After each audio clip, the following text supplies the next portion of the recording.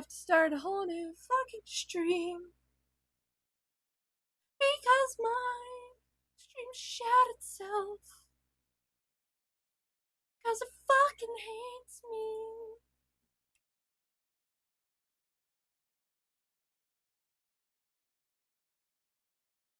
Do do do do do do.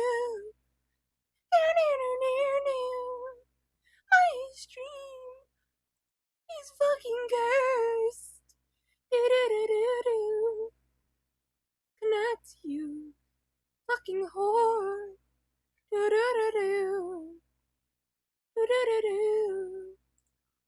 Do do do do. Good. Now you know your place.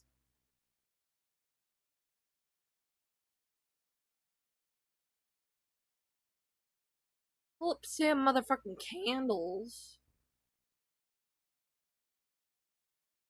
Disclaimer. Fuck you. Okay. OBS like full on fucking crashed. And I had to get it back up and all my stuff back up. Because it, for some reason, it didn't want to close. At all. So, what the fuck is going on with my thing? Man. There we go. But I'm gonna work on this netherless art because fuck me sideways. Apparently we're not allowed to have good shit.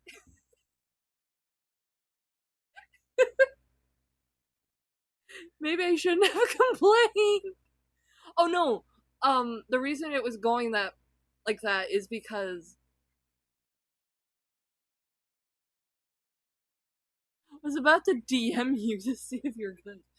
Yen's internet had to take me out. I had to fight and claw my way back to my old settings.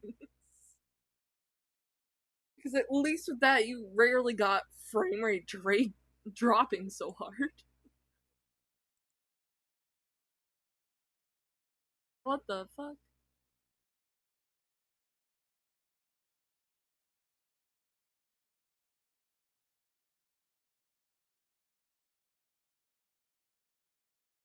Good golly. Putty, shut the fuck up. I don't want to deal with you right now. Yes, we can all blame Yennefer. I was fighting for my fucking life.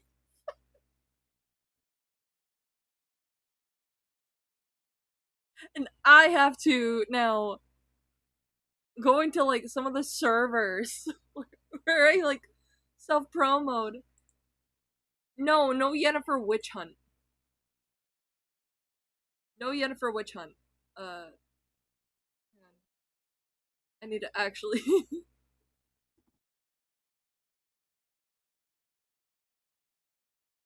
I need to get the link to stream. I need to get the link for the stream and then change it out in a lot of the servers. Dashboard. Content. For everyone on Twitch, hi, I'm Missile Gray. We are suffering. My settings just hate me.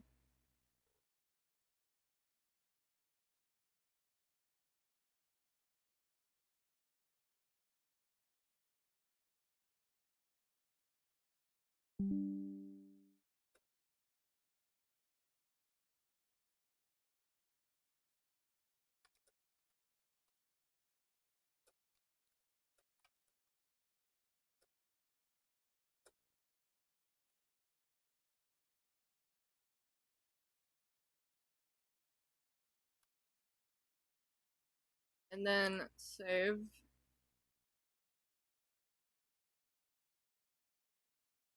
Go here, edit.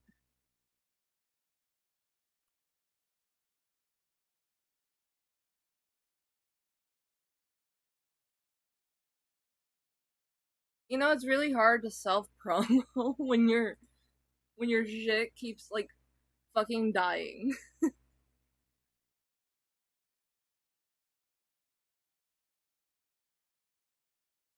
But let's watch this Sam Candles video while I Disclaimer: this is a do video this. about adult topics for adults. I will be mentioning not just the concept of lewd artwork as a whole, but things like pedophilia, rape, general hard kinks, as well as a few mentions of extreme violence. I have not censored any of my wording, so I expect you to act mature about it as well. And if you're squeamish about these things, or even worse, a child, get out of here. Go somewhere else. I would also like to ask you to not make any broad assumptions about me or the point I'm trying to make until after you've seen the entire video. Right off the bat, I'm not getting a good feeling. I don't like this. I don't like this at all. Thank you.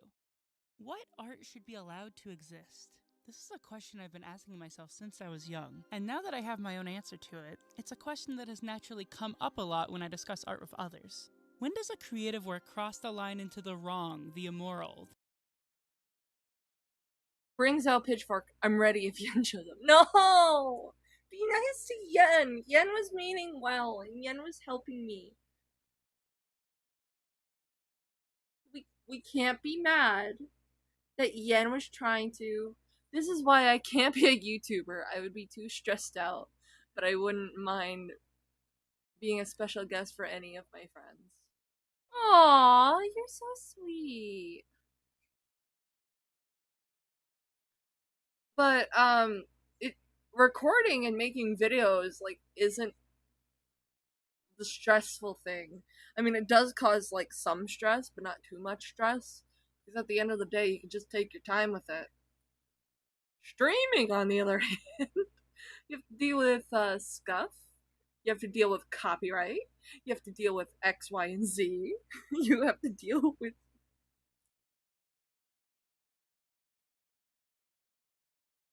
um. Got to deal with me in my high pitched voice. Hey, some people like that. Not in a weird way.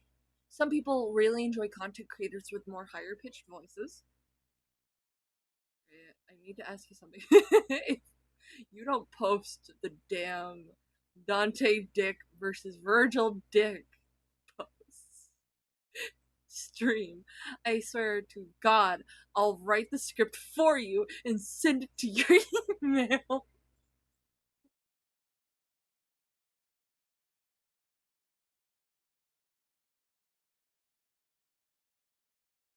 I'm trying to get like to make sure that like Duplex has like a free date,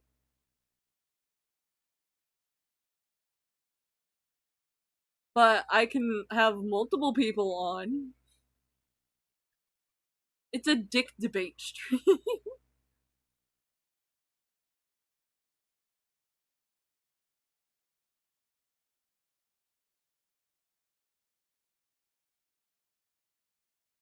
I'm a Danny on this.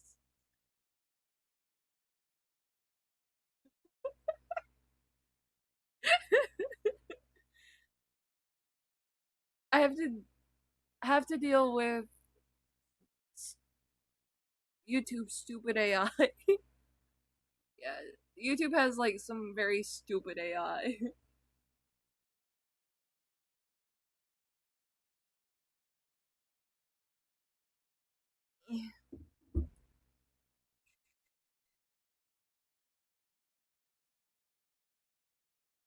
No, bad Danny. No, don't spray Danny.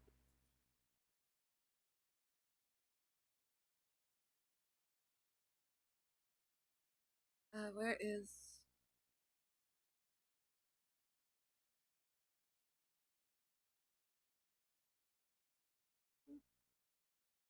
Boop? Where is it? Yeah, I gotta get my reference up. Do do do do do do do. I have to disconnect and reconnect the screen share. By the way, new cable it has been hopefully ordered.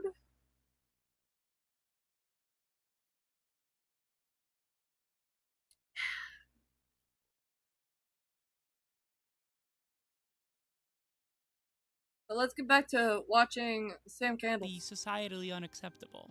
While there are plenty of ways someone could answer this question, my personal stance is one that will definitely seem radical to many. I simply believe there shouldn't be an arbitrary line. In my opinion, the only art that can be inherently immoral is art created through or with the intent of hurting another human being. Sam, I hope you elaborate on this because I'm not liking what you're saying so far. Because some. Leading to the defense of things a lot of people have very strong feelings about. Sometimes it can be something most Okay. people can agree upon, like the fact violent video games should be allowed to exist. Or it can be things that are a lot more contentious, like art depicting immoral sexual acts. I've seen it What? first. Okay. I'm not. Like, I have this bad feeling. Joke's on you, my channel mascot is Flower. So that gives me 30 plus 3 bonus attributes.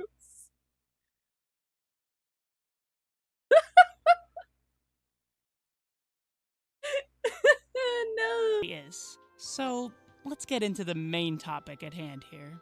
Lolicon is, bluntly put, a genre of artwork and fiction involving young, sometimes even prepubescent girls, particularly in suggestive or outright sexual scenarios. In some contexts, Yes. the word can minor / minor in appearance girls.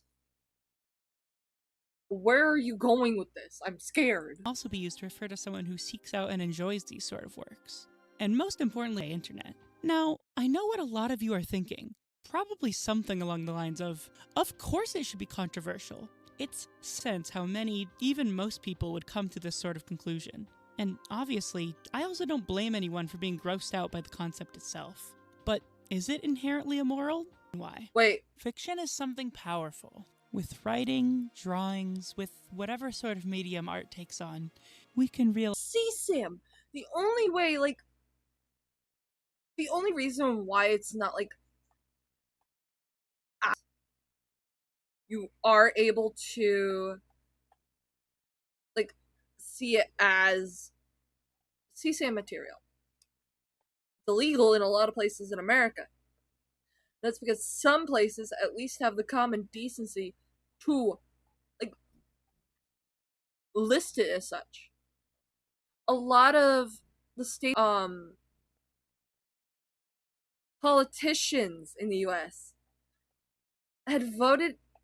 I don't know, I don't remember if this is like Carolina, like one of the Carolinas or not, but there was like a censor AI generated CSAM material. It's Green Goblin. Which version?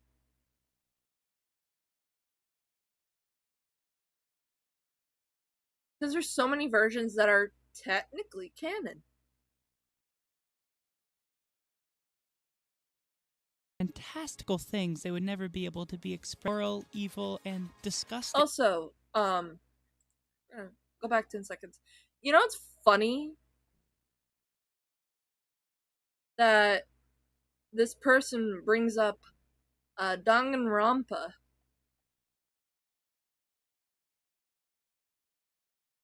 Now, not a lot of people like Danganronpa, some people do. Ethics in art. When this game series is like notorious for censoring itself in everything. Probably fucked up. I probably fucked up his name. I That one. I do want to bring this up in regards to Danganronpa because not a lot of people know it. During Danganronpa's development, they have to like have a certain age rating, right? They had to turn the blood from red to pink. So the distinct pink was an act of censorship that just got, you know, in. But in the same way, we can explore things that are immoral, evil, and disgusting in real life through the power of fiction. And this. I hate when people who defend Lolicon try and bring up like controversial games like Postal. Because yes, problematic media or controversial media has a right to exist. However, when you're defending CSAM material, I wonder if I'm not gonna say anything because I'm gonna say something cursed, and then it's gonna be clipped and used against me. Concept entirely straight. It is, in essence, a mask created to just intentionally stir up controversy. But regardless of its intent, I think it says something interesting about art and ourselves. Is because I can tell you the intent of Lolicon to be CSAM material. Bruh, yeah, won't stop. First stream FPS was bad. Now great. How's this? Is this good? Can y'all hear me? BH, send me the link. Maybe down to make my own. Ayo! Ayo! Wait, why are we involving Ludwig in it? Tupac, no! Not Tupac! Make a game about shooting up innocent people? Well, yeah, it is. A fictional representation of a horrible, awful. When it comes to like games like Postal, shift uncomfortably in their seats is because a lot of them are allowed to exist because, more or less, it's at CSAM.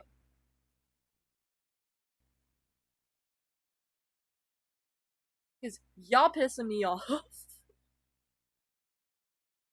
Can be realized in a context that doesn't have to hurt another human being. This is most apparent and most mainstream in things like uber violent video games. In the way your argument kind of bites itself in the ass. Do have a sexual element. And the reason why it gets away with it is because it gives you disclaimers out the ass in regards to what it is. And it doesn't mince words of what it is. It doesn't try to be something it's not. It's saying, here I am as I am. You can accept me or you can kick rock. Sam here is trying to co-opt I'm guessing her? I'm guessing her. Dog! No! Also, maybe. Hang on.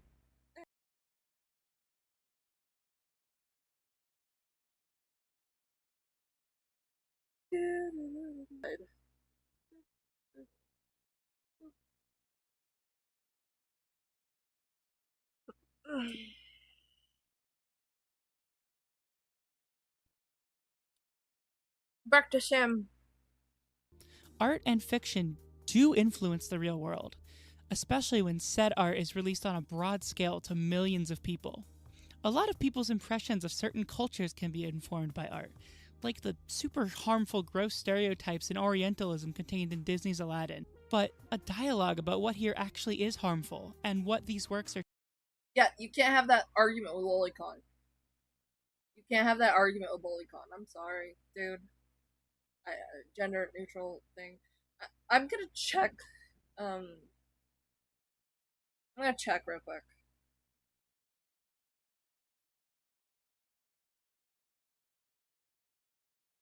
Sam. Who is Sammy Candlesky? Anti-capitalist. How the fuck?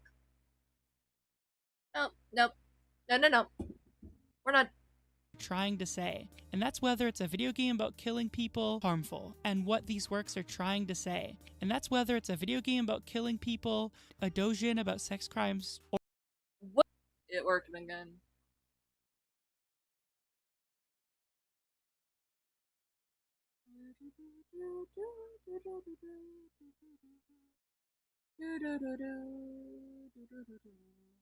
I'm sorry, I don't know how to fix it. And I'm not gonna keep trying.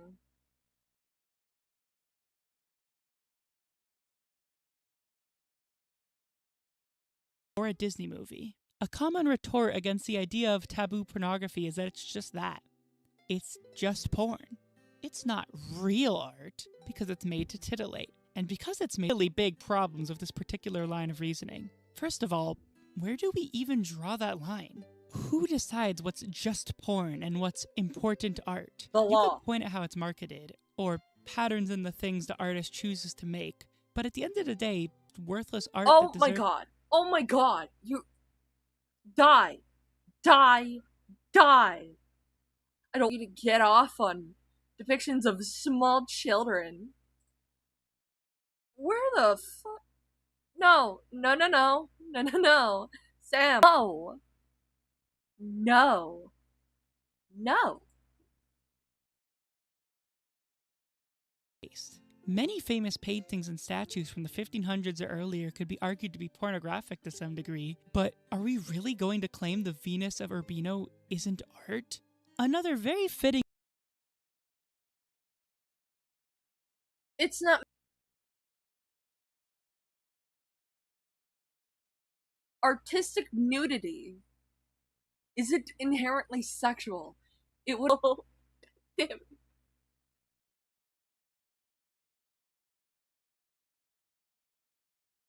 example is the book Lolita by Vladimir Nabokov, Oh no, actually, fuck you. Because which happens to be where the lolly in lolicon comes from. Lolita is about, in short, an adult, and yet it's widely considered one of the most impactful, important books ever written. Should it be burned, censored, unavailable to the public just— the reason why Victor Nabokov's raised the horror of pedophilia. It's a horror book. A lot of dumb bitches like to say it's a romance book when it's not. for the wrong reasons be institutionalized? Yes. Trying to follow this logic to its conclusion is, well, it's just— Disease. Lolicon is fucking nasty. I wonder what you do in your spare time, Sammy.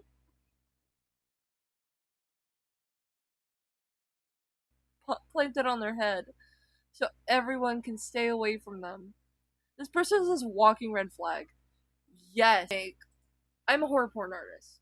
I make more taboo art. One of the things I'll never touch is Lolicon and the subject of pedophilia. Because, I would like to say this right now. A lot of freaks would try and take my negative depiction in a bad way. And my anti-loli stance is because of the fact that it's not something pedophiles like to enjoy. Pedophilia, like pedophiles who tend to enjoy lolicon, tend to graduate towards human children, towards living, breathing, real life children. The only reason lolicon exists is for the why it's condemned. Die. Metaphorically. is so obviously wrong. Why do so many people want it to happen? A lot of the perceived immorality of lolicon is that it's supposedly putting I hate this. hurt kids. This Why are we? Why? Fucking freak. Horror. Why did you put that in your video, Sam? Tamaki Saito, who worked directly— And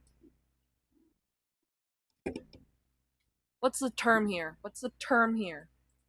psychologist Tamaki Saito, who worked directly with otaku who consume— But in fact, he coined the term hikikomori. Hikikomori.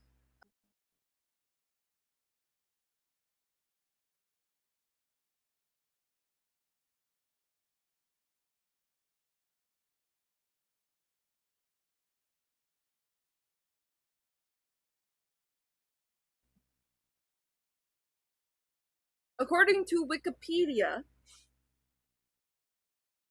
hikikomori, or pulling inwards, being confined, are reclusive adolescents or adults who withdraw from social life. Refers to both the sociological phenomenon in general and the individuals being this being belonging to this socially inept, this societal group, who are often described as modern hermits. Hikikomori has a million individuals are affected. While the phenomenon is most associated with Japan, cases with similar conditions have also been avoidance of social situations and interaction, a retreat into one's home, often a singular room, for at least 6 months, or distress.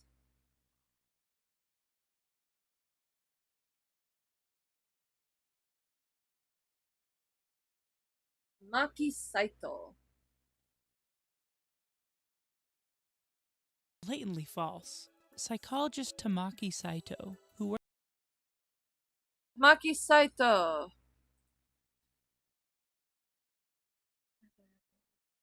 Hello, cracked butterbread. Welcome to chat. Watching this video about censorship, ethics in art, and lolicon, and how this person is wrong for trying to defend lolicon. What's going on in the background? Would eat people. You know, not fair. He does look like a tree of puberty and adolescence. Saito is a director of medical service at Red just followed. Welcome. Thank you for the follow, cracked butterbread. Gabby! There you are, beautiful. Would you like a treat? Kitties, a very special treat. It's time to give the kitties a treat now. On the Abyssal Grey stream tonight. One for you and one for Miss Mo. That butterbread. It did. Aw, shucks. I should split myself into pieces to give the cats more treats. I'm trying to hit affiliate, and I figured I Pavlov my audience. I have 2 cats, one Mochi and one Gabby. They're both girls. They're from the same litter. It's okay. Say hi. Say hi. Her ears are pinned back. Oh no. Okay, I'll let you go, baby. It sounded like you said Babylon. The audience. Pavlov, where operant conditioning, where I give y'all an incentive. Follow equal cat get treat, non-follow equal cat don't get treat. I'm joking. I'm not gonna Pavlov my life. That's too bad. from Hang on. Otaku Sexuality, Tamaki Saito, 2007. Contrary to popular, because not all otakus are pedophiles. They are said to choose term healthy.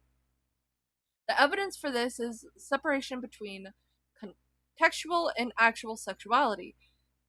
Is that only a tiny number of otaku commit criminal acts, even though they number in the millions. There's a problem with this. What's your music taste?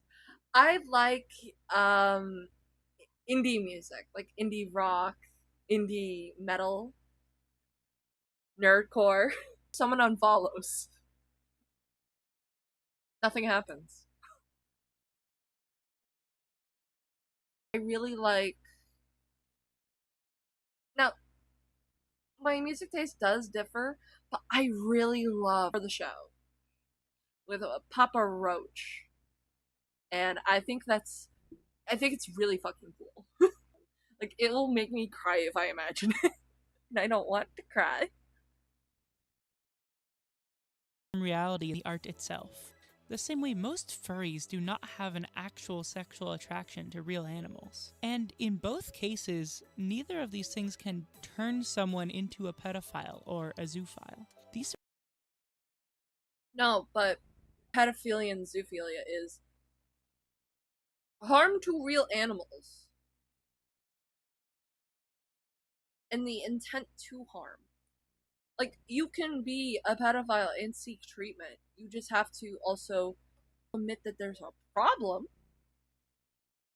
Because that's the first step to getting treatment.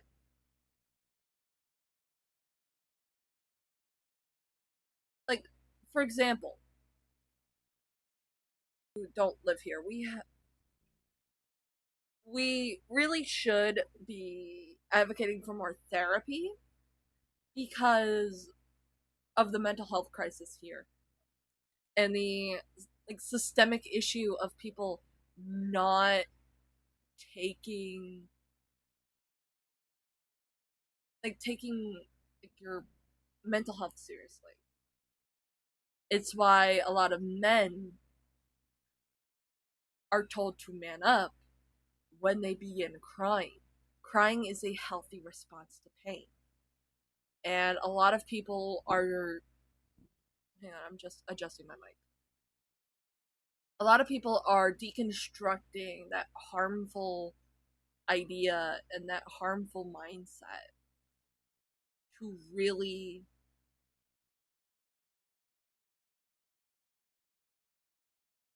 should we call a reverse pedia an pedophile? Funny you should say that. Reverse pedophilia is well, it is problematic. It's not like reverse pedophilia. It is they like about somebody. Like the attraction to an older adult is them like trying to express themselves and trying to emulate like a relationship they've seen ultimately. Because when it comes to minor, something is wrong, I feel. Yeah, if a minor is actively seeking out an adult relationship with them because they're older than you and have a lot more life experience than you and have a lot more maturity than you, what about them is very attractive and alluring to you? A paraphilia. Now, some paraphilias are not like bad, like the attraction to mirrors, the attraction to feet, the attraction to balloons, the attraction to inflatables, the attraction to your car. Those are all paraphilia. They involve harm to a person.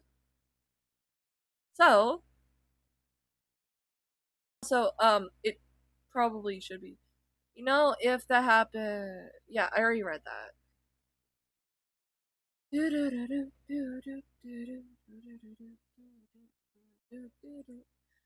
Cause it's gonna bother me.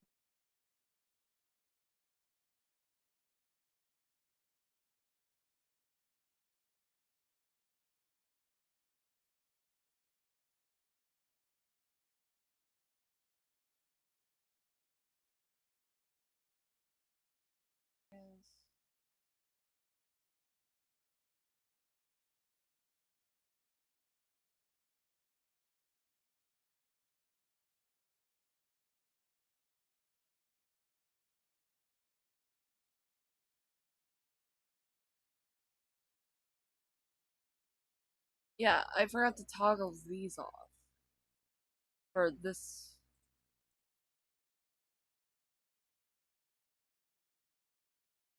I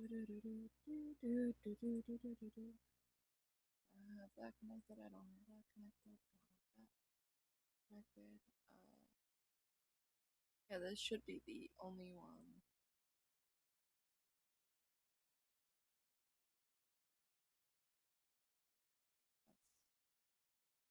On.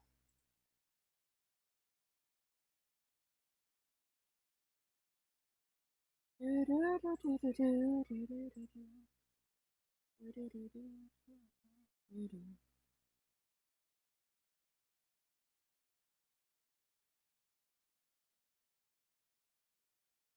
probably just gonna up the scale a little bit and save changes.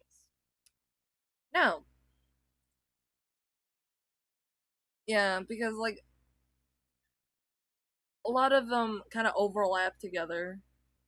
Paraphilias are something which is deep-seated into someone's brain, long before they find media depicting similar things in fiction.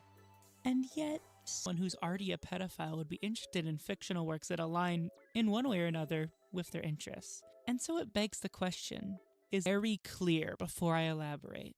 Having sex with a child, or using a child to create material of a sexual nature, is. I also don't think anyone should be under any obligation to be comfortable being around a self-professed pedophile, and obviously I especially pedophile has been turned into something inherently sinister in nature.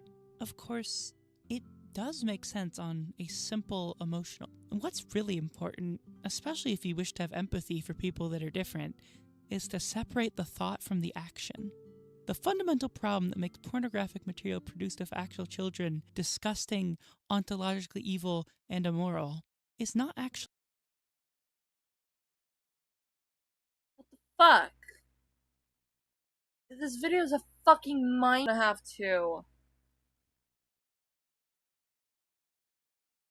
Like, what she's showing is not like inherently sexual, but given put a Gaussian blur on it for the entirety that she's on here. Not self edit out the weird anime moments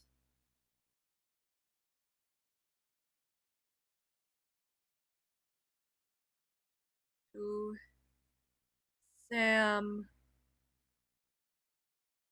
Candles.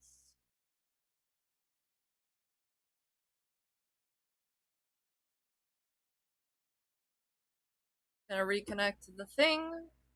Hopefully the cord's gonna come. There we go. The abuse of a child itself. A pedophile's thoughts are not the heinous act in of themselves. No respect for anyone that does that.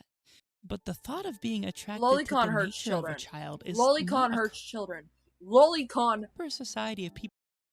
No, being against Lolicon isn't fascist. It's trying to say what is fascism. Fascism is while we have Tangerine Mussolini in the White House trying to float him getting a third term. Because you identify what's actually fascism and protect ourselves. People with empathy cannot, and let me repeat myself, cannot ever criminalize thought. The truth is that not every single person of pedophilic thoughts is or ever will be a child abuser. Many of these people don't ever want ways to cope with them. But with all we've discussed now, with the concept of abuse being the problem and not the thought itself, aren't things like lolicon a perfectly fine coping strategy? No, the exchange it's not. that leads to someone viewing a lolly work is inherently consensual. I'm going to scream because hearing of CSAM, where an adult buys pornography from another adult. Sam is a disingenuous snake who's trying as something it's not, as a coping mechanism. It's not a coping mechanism because if it was, we wouldn't logs exist because there's this issue with pedophilia. They are actually stupid. I mean, you can scream No one. No one's here aside from your neighbors. So I'm fucked. Possibly that same adult uses it to relieve their desires.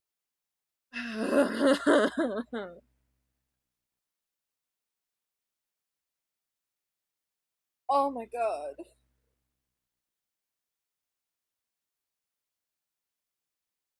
Also, I want to point this out. Just tell them you saw a spider and they'll say, ah, I get you. Doing okay. I'm just gonna, like, say this fun fact about art in order to get, like, I'm just gonna posit an idea. A lolicon artist wants to draw an accurate. Yeah, what would be the reference? Oh wait, yeah, a beating their fucking meat too. I'm saying this as a porn artist. I make porn. I can re-okay with you with OC talk later. Yee. I. What the fuck? There was a content creator who got in trouble, right? Fervent loli defender. Fervent enjoyer of loli, right? He was looking minors. He was looking for CSAM. And people found out when he accidentally flashed his no name and had the word teen in it and family. A child being involved at any point, unlike if they had used real child sexual abuse materials for the same purpose. The biggest lolly zine in Japan, Comic LO, is working with this exact idea. It is intentionally marketed at people who have these thoughts, yet impacting your ability to function in the real world. Pornography. Die. And here's the thing. Japan already has an issue trying to criminalize it because they're trying to find a way not to have like this sudden influx of people going to jail for CSAM while trying to make it illegal. There are people actively seeking out. Like, you ever gonna bring that up? That's kind of fucking important, Sam. 1999 by Milton Diamond and Ayako Uchiyama finds that when the amount of this material that was readily accessible increased, the rate of sex crimes actually decreased. And it's reasonable And we're talking to about the make same country where children are sent with like a little kid off the street. They can just pull the side and it makes this loud blaring alarm. Why do you think those are made? I was constantly wondering who the fuck Sam was. This is Sam Candles. that the same can apply for more explicitly fringe material like lolicon. To conclude this thought, when you look into the contents of something like Comic LO, as well as studies into similar topics, it's clear there is direct evidence of lolicon working not to create or encourage child abuse, but to actively prevent it. No matter how much research is done, Pull this up. Hang on. I'm looking at DMs. God damn it.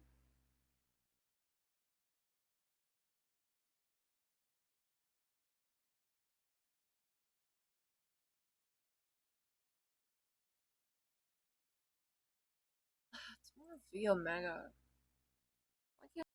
Why do Japanese children carry alarms with them?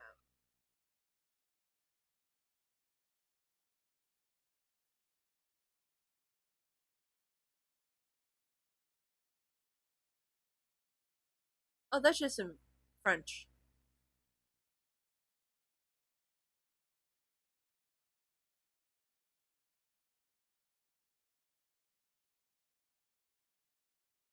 The resurgence of personal security alarms. In recent years, as crimes targeting socially vulnerable individuals, such as children, women, and the elderly increase the importance of personal security alarms, also known as personal alarms or panic alarms, is once again drawing attention. On X, formerly Twitter, numerous posts about these alarms have sparked lively discussions regarding their effectiveness, usage, and their necessity in modern society.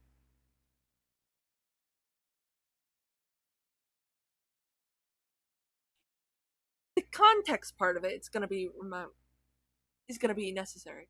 In Japan, boza or personal security alarms are commonly distributed to elementary school children, often attached to their rondosera, hard-sided backpacks. This practice is supported by local governments and businesses, reflecting a strong societal emphasis on child safety. The article highlights a growing concern over crimes targeting vulnerable populations, children, women, elderly, which has renewed focus on the effectiveness on alarms. The mention of a kidnapper choosing a child without an alarm underscores the concept of visible deterrence, marking oneself appear less an easy target. The discussion on X, formerly Twitter, signifies the broad public engagement with the topic in Japan, where such platforms are widely used for public discourse. Hey, Sam? Riddle me this, Samsung. Okay, Sam. Sammy. I'm guessing Samantha. If Lolicon is supposed to prevent crime, why do elementary schoolers in Japan need to carry personal alarms? With the prevalence of lolicon in Japan alone, shouldn't it be like a big deterrent?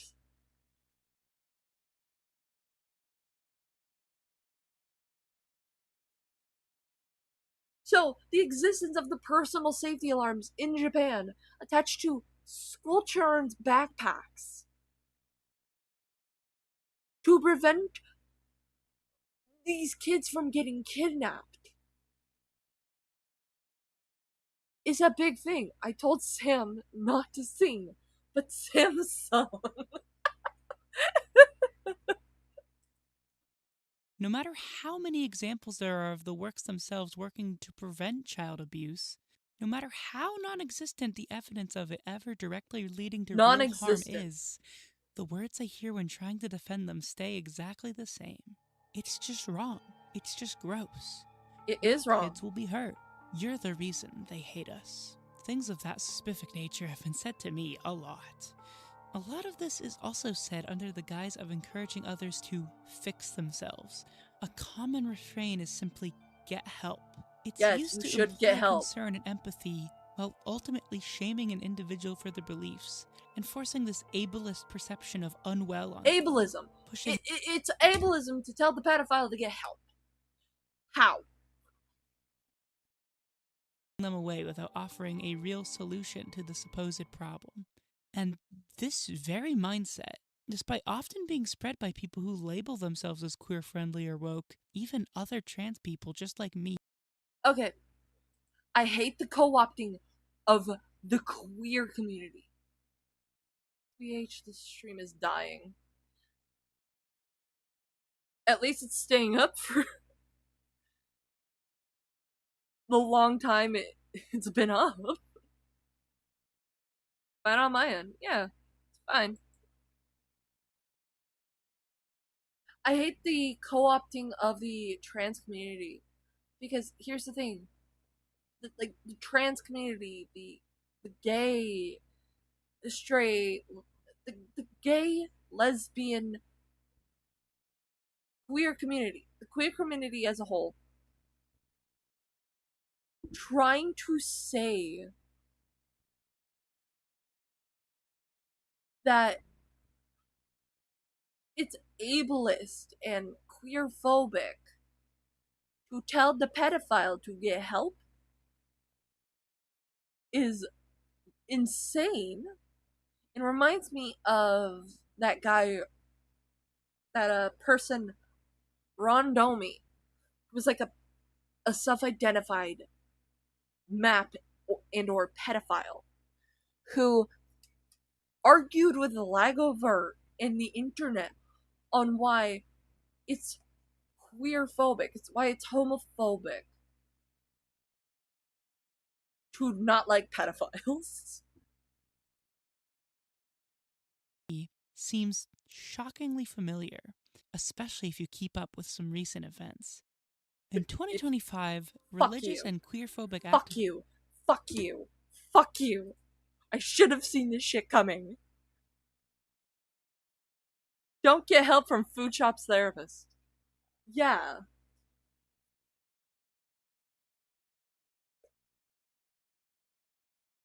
Yeah, I have a feeling we should check this bitch's hard drive. Bro is the island's strongest soldier. We need to check if Sam's in the logs. This like collective shout begged and pressured payment processors to stop letting NSFW artists, often queer ones, Oh my god. payment. I have to pause this so much because I'm gonna get pissed. As I've said multiple times already, I am a porn artist, but I'm a queer porn artist. And what Sam is talking about is a Australian, finger quotes, feminist group had targeted payment processors such as Visa, MasterCard, PayPal. Yeah, the international ones where a lot of people are really dependent on getting money for services like that is basically people are now fighting payment processors to process the goddamn payments because of ultimately of collective shout contributing to it. It's why a lot of games on both Steam and itch.io have been delisted because of pornography. And pornography depicting more taboo subject matters such as non-con. The reason why I am talking about this is because Sam Candles is using the mass debanking and the mass delisting of NSFW creators and creative works to justify why we should like kids. Why kid touchers should be okay in existence when that's not the case. Didn't Collective Shout like also support a movie that's about kids? Yes, they did. What Cracked Butterbread is referencing here is a notorious movie called Cuties. Cuties was praised by Collective Shout as a liberating feminist film. See, I know my shit. Maybe, rarely.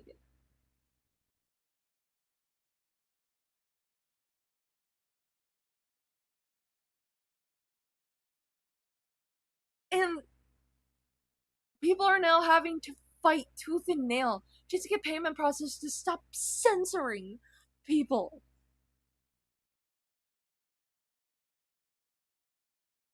Mainly it's people on like the right side of American politics, not the left side of American politics. Eat Cuties, let's rebrand it to Cupcake, made by EDP. PD.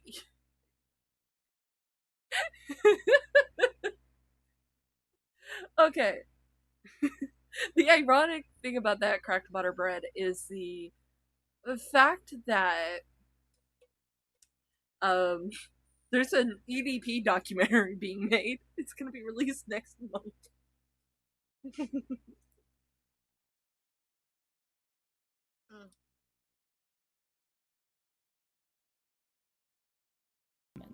And it worked. Systematically, almost overnight, hundreds of works were removed, delisted, or at least started withholding payment from the authors that made them, on platforms like itch.io and Steam. All because of these payment processes complying with the demand of pro-censorship activists.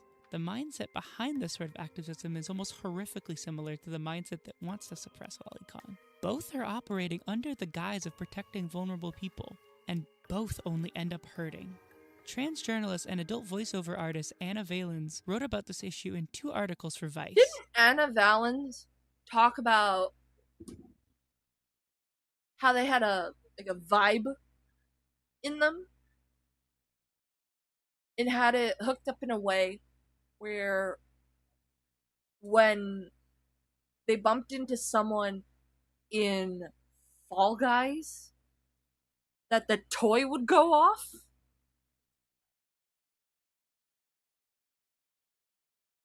It's so hype seeing Big P try and meet a cupcake only to see a whole ass wedding cake. Yo!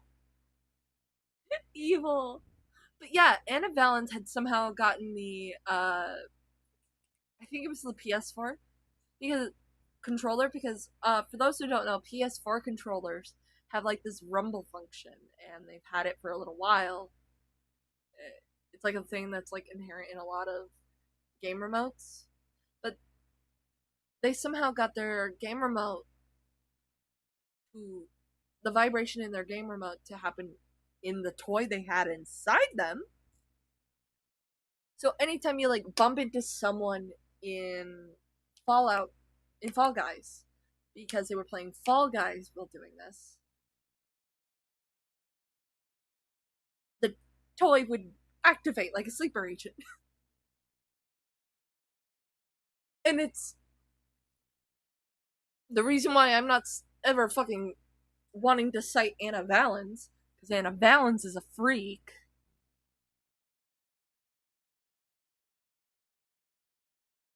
Days later, they were removed by leadership, almost immediately silencing her voice. Valens resigned from writing for Vice soon after. Even as some games and other sorts of art are relisted, even as the story falls to the wayside, artists whose livelihood depends on NSFW work are being disadvantaged and discriminated against to this very day. It hasn't stopped happening, and if we stop speaking up about it, it will never stop. Collective Shout, despite being billed as a feminist group, has ties to Christian organizations and a conservative think tank. The founder of the group has described herself as a pro-life feminist. In 2015, she targeted Tyler the Creator and tried to get his visa into Australia revoked simply because of his music.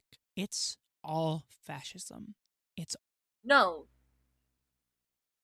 The creator of Collective Shout is just a fucking racist. You know, they call me the Joker, but they know me as... Alright. No slurs. Just call me, wait. That's also a slur. Just call me Crackhead Butterbread. Butters. Or Cracked Butterbread. Or Butterbread. Yee. If you can't tell, I'm not taking the video serious because it's clearly bullshit from Diddy Steen's Elite Soldiers. Yep. Absolutely it is. I'm just checking my fucking DMs.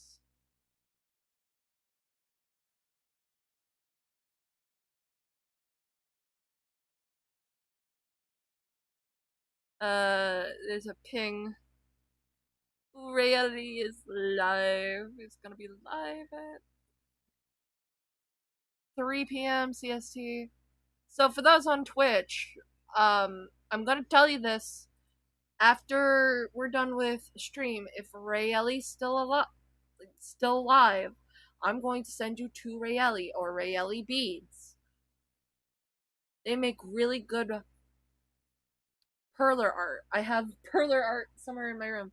It's of Darkiplier because I'm a nerd. I need to put him up somewhere. You know, when you start getting mad, you gotta lighten the mood and wash away. Made by someone with a with an IQ too low. True. Always been fascism. And to finally conclude, that's why I'll never give up. I will always defend the right for art to exist, regardless of if there's fictional minors being sexualized. Goddamn! Stop! Why are you so fixated on this goddamn scene? Hang on. Where else are you streaming, Buchacho? Bro Chacho. I am also streaming on YouTube. I am dual streaming. I am thinking about also streaming on Picardo sometimes with my more naughtier work. Wink wink, nudge nudge. I will always stay on the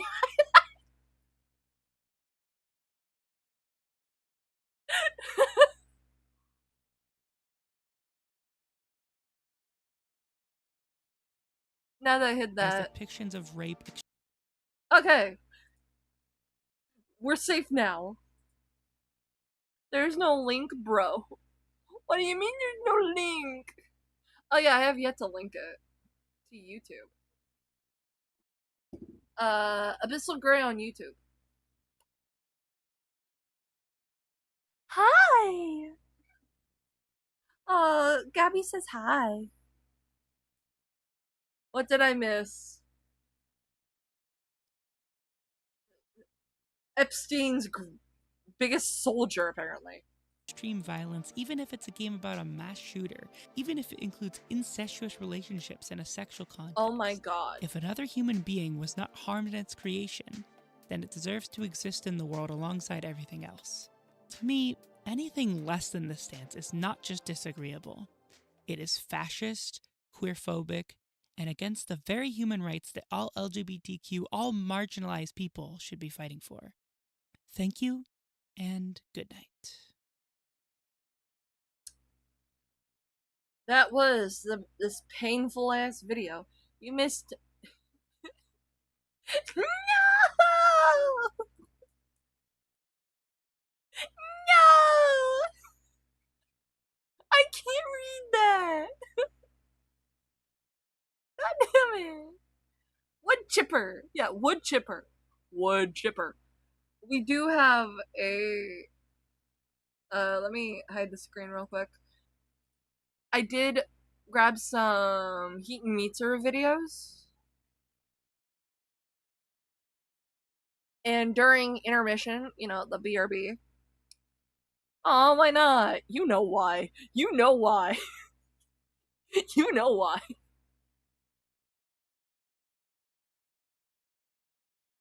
You know why I can't. Yeah, I grabbed them from Sheeton. And I want to talk about, since we kind of got into the, like, talk about fandom and stuff in games, is Yap Session, Fandom and Entitlement. Okay, how about this? One's in chat for Fandom Entitlement, or two's in chat for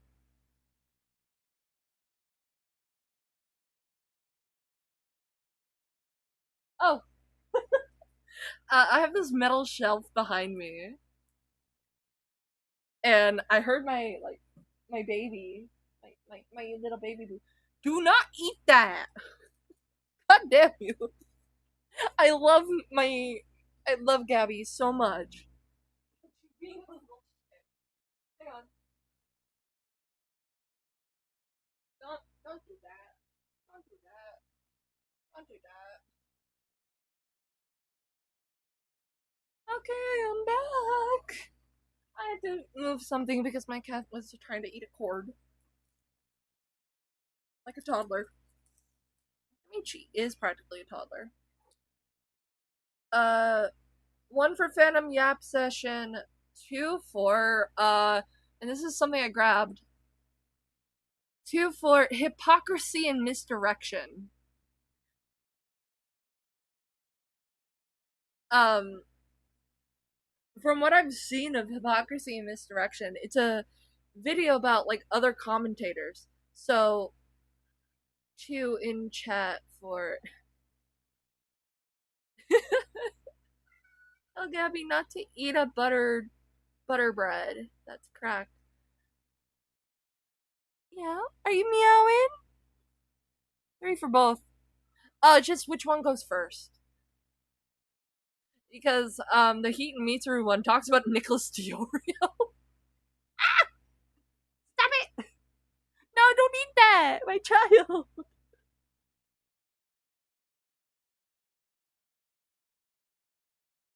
My fuzzy daughter. My ornery ass fuzzy child. Okay, so far it's two, three for both. Yeah, I choose three. But which one first? The one about commentators or the one about fandom? Hang on. I'm gonna see if I can grab a coin at least. Now, where did I put it? Oh. You know what? Give me a second. Do do do do do do do do do do.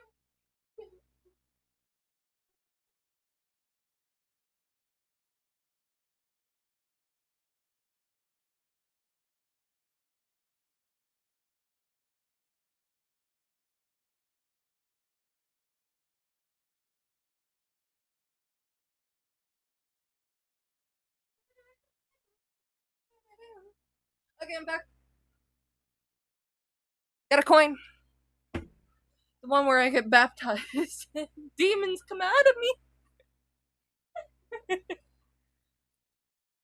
Okay.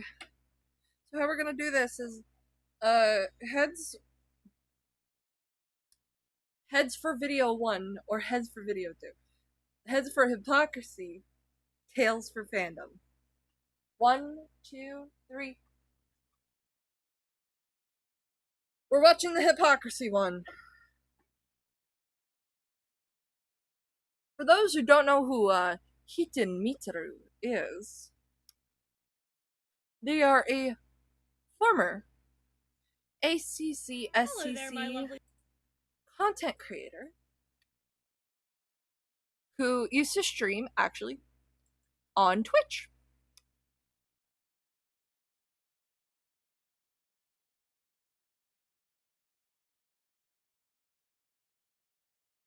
And they would make art. They have now since been, yeah, Shiten Shitsuru is a parody of the late Hiten Mitaru. Late because their career is dead. So, credit for the next two videos goes to Shiten Shitsuru, the uh, the most goated Hiten Mitsuru parody.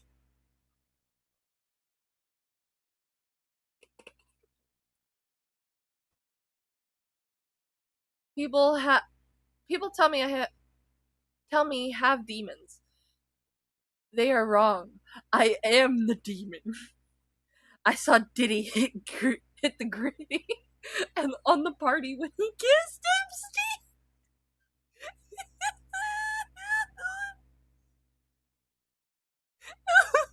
Evil. Oh, that is funny as fuck. I will say this. I'm opening up the chip opening ASMR. I'm opening up the chips. Taste them. Chris the Rat Basher really loved Keaton. What the fuck? Mmm. These are some good fucking chips. So if the video's a little crunchy on your end, it's just how it is. Hello there, my lovely Legionnaires. It's time we have a little bit of a talk. I've made it no... Oh god, that's horrifying.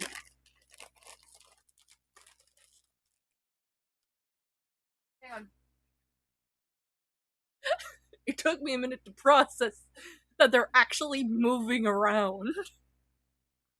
And their mouth is just moving around. That's horrifying. That scares the shit out of me. I like crunching bones. They taste great. Especially when a lot.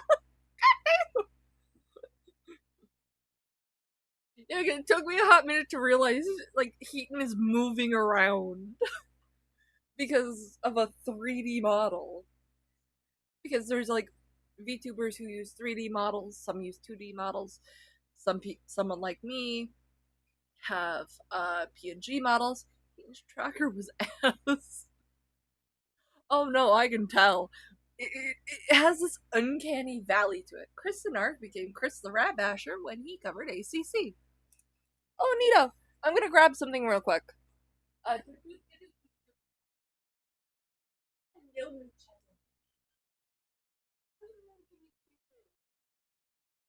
the opportunity, my child.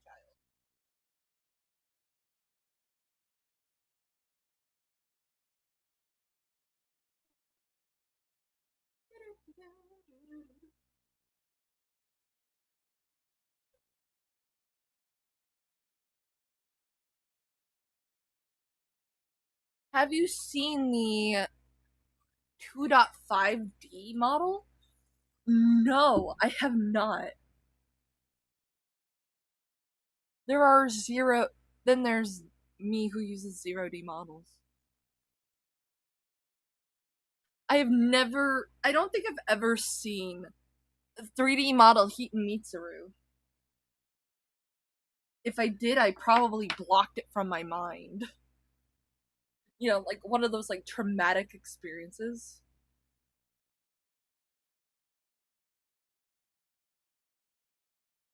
Look for OP to OC MHA vid in my channel. I will in a minute. But yeah, 3D Heaton Mitsuru is just my sleep paralysis demon, apparently. Because it's so. You were baptized. Yes, I was baptized. Apparently. But let's get into the rat bashing. Can I speed it up? I can speed it up. 1.5. Secret that I'm something of a drama hound, a tea sipper, a beef sommelier. I like to watch these petty grudge matches online like most people do.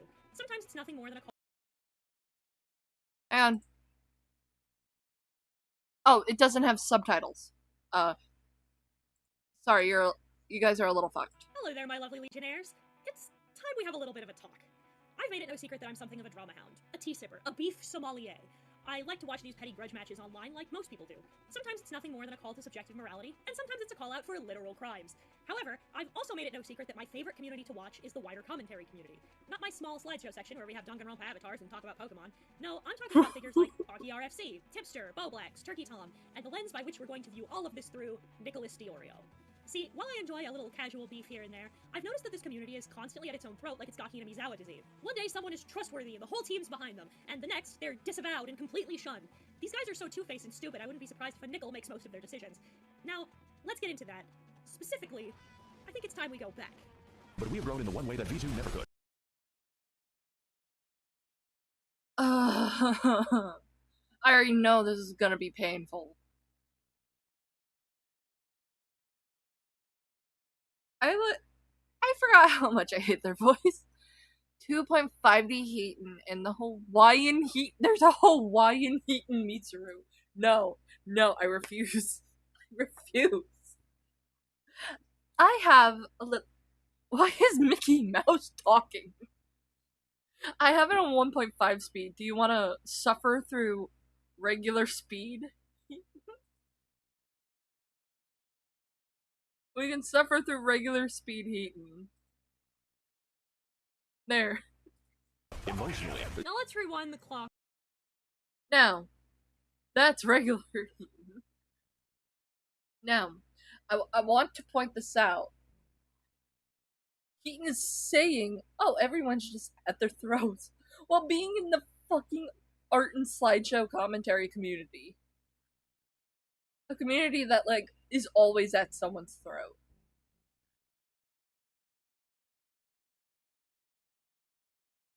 Like, there, for example, recently there was the wider commentary is actually a lot more peaceful when there's no topics than our ACC SCC. Because the ACC SCC, something I noticed from looking through old commentary videos in my spare time, because I'm a nerd, is the fact that they will actually fucking bully you if you have a bad Pokemon take. Like, Heaton, in their spare time, Heaton likes horror. So they're gonna make commentary on horror, right? But they have such abysmal horror takes that I have to, like, kind of do this job of deprogramming everyone from Heaton's bad horror takes.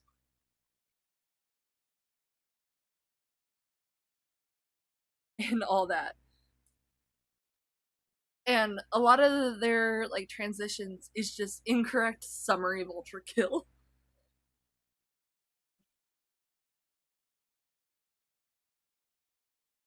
Why am I being pinged again? I'm being pinged again. No more!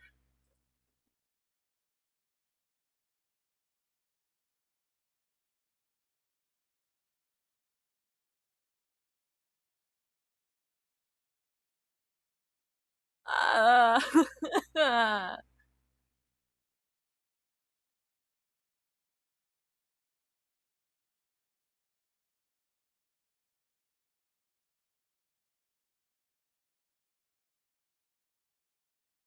the putty stuff is still fucking going. Don't forget all the backstabbing conspiracies against each other. Yeah, that too. All the way back for a minute. Back to 2019. Yeah, Yeah. I know, it's a little ways, but you're gonna have to trust me. Back in 2019, D'Angelo Wallace called out Turkey Tom for making anti-Semitic jokes in a video, and later for using the N-word. He said, "The YouTuber Turkey Tom threw a bunch of anti-Semitic imagery in his latest video, and it resulted in a comment section full of anti-Semitism. Wow. If you have to rely on racism for YouTube engagement, A, accept that your content is trash, and B, go screw yourself." I'm cleaning this up for YouTube, obviously. And to this, I attached an image of comments that I picked out from the comment section showing how people were in fact being quite anti-Semitic. Happy Thanksgiving, we're eating Turkey Tom. He thought we wouldn't be able to see his racism through the thin veil of comedy. Meanwhile, he's doing this in everyday conversation. Also, controversial take. I don't like D'Angelo Wallace. No, I don't trust them. True. My biggest IRL jump scare was learning about. Oh my god, cracked! Butterbread, no!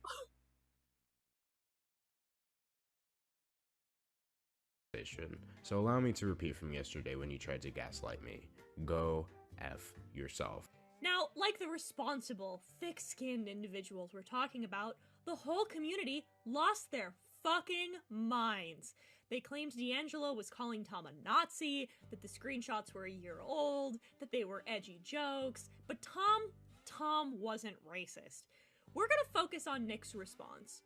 First, he unpinned one of D'Angelo's comments and made a big deal about it, on top of comparing D'Angelo's showcase. I just unpinned this, and y'all can shove it up your ass. You're just as much as a degenerate as Alex. No! Also, look how many small VTubers you can find that tolerate dark humor. I'm abusing it and having fun laughs.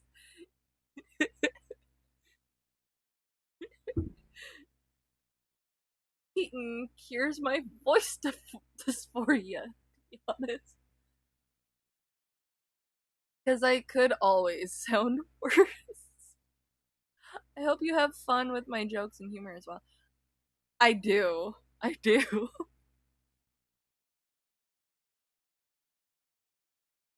You're awesome. I like you. I'm keeping you. You're mine now. But okay, Heaton Mitsuru is like has always been and always ended up in SCC ACC circles, which are a lot more politically correct. But and you can kind of like see it in like old videos. However, we're gonna the crux of like Heaton's issue is the political incorrectness. And it's not surprising that Heaton's taking pot shots in like this because Turkey Tom used to be a ACC SCC content creator. We're just counting AMC into that bish. Like it's all interconnected. God damn it. Why is there more? Why is there more? No more. Oh, I gotta get pinged.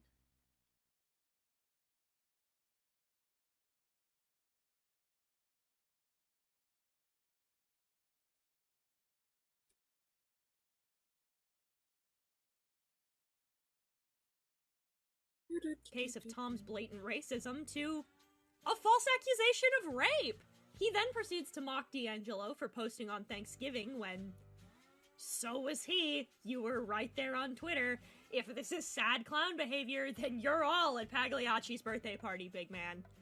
Saying D'Angelo was hunting imaginary white nationalists when literally nobody said that, and then, in an interesting move, pulled a very funny card. A minor with autism, huh? You know, for such edgy, iron-skinned boys. Please note that Heaton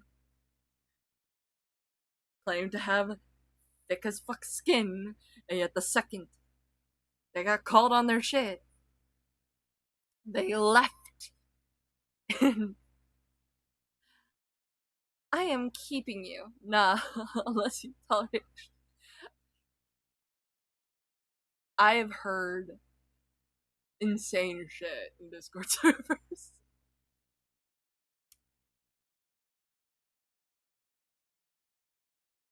You can keep me in prison. If you ever find SWs or monsters and shit or some aliens and an alien god, ask them. Oh my god.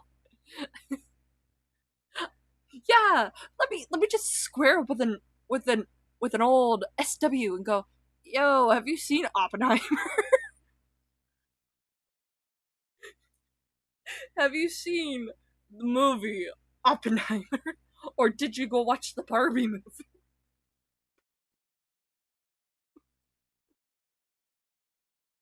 It's funny that you do the same thing you mock other people for doing. Specifically, something you mocked Deaf Noodles for doing. Why do you have a shirtless picture of Deaf Noodles? Pause. Fucking pause. Oh, really? I could say slur Steven? My friends call each other horrible shit.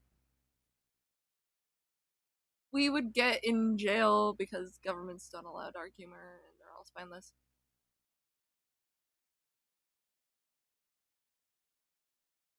My country makes 9/11 jokes. Like, there's so many 9/11 jokes. Nah, Oppenheimer got him.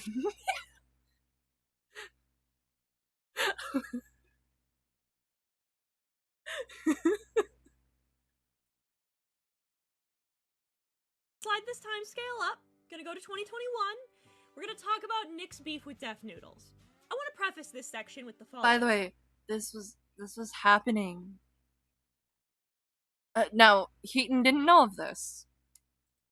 There's a little something called the FCK, and apparently it was an open secret.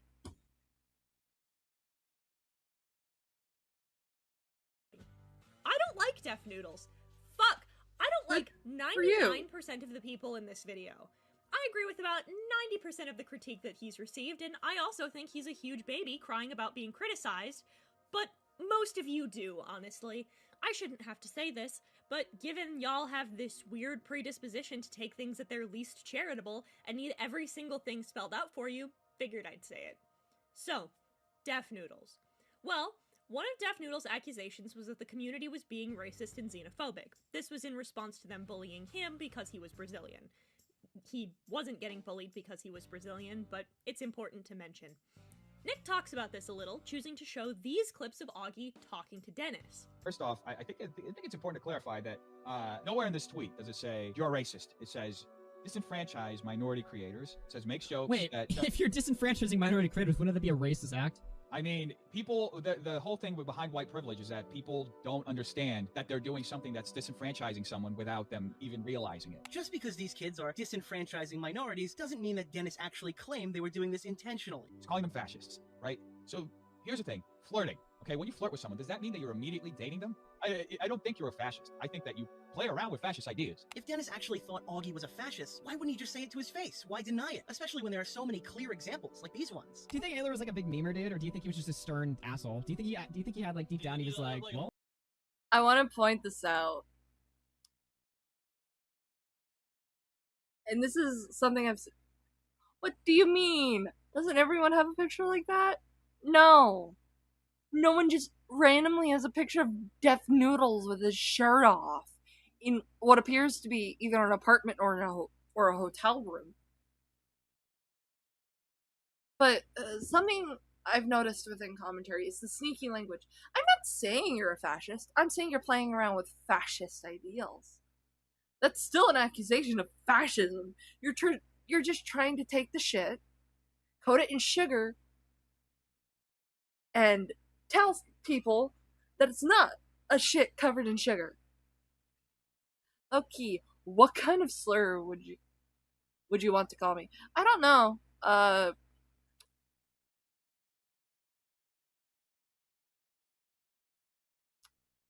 Probably one of those fun ones.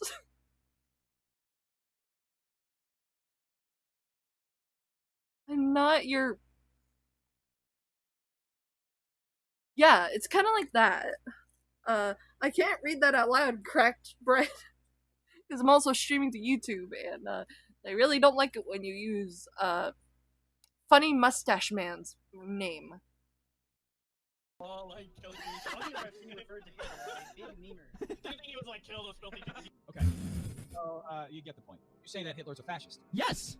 Of course. So, I mean, of course. I think that's where that conclusion was drawn. Even if this wasn't the best example, there are still hundreds of examples you can pull off, even in this debate, of Augie making questionable, edgy jokes. So here's another one. Would you rather be in an orgy or storm the Capitol? Obviously storming the Capitol.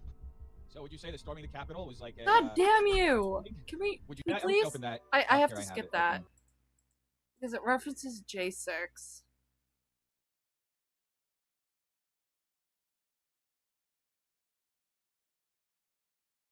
References J6.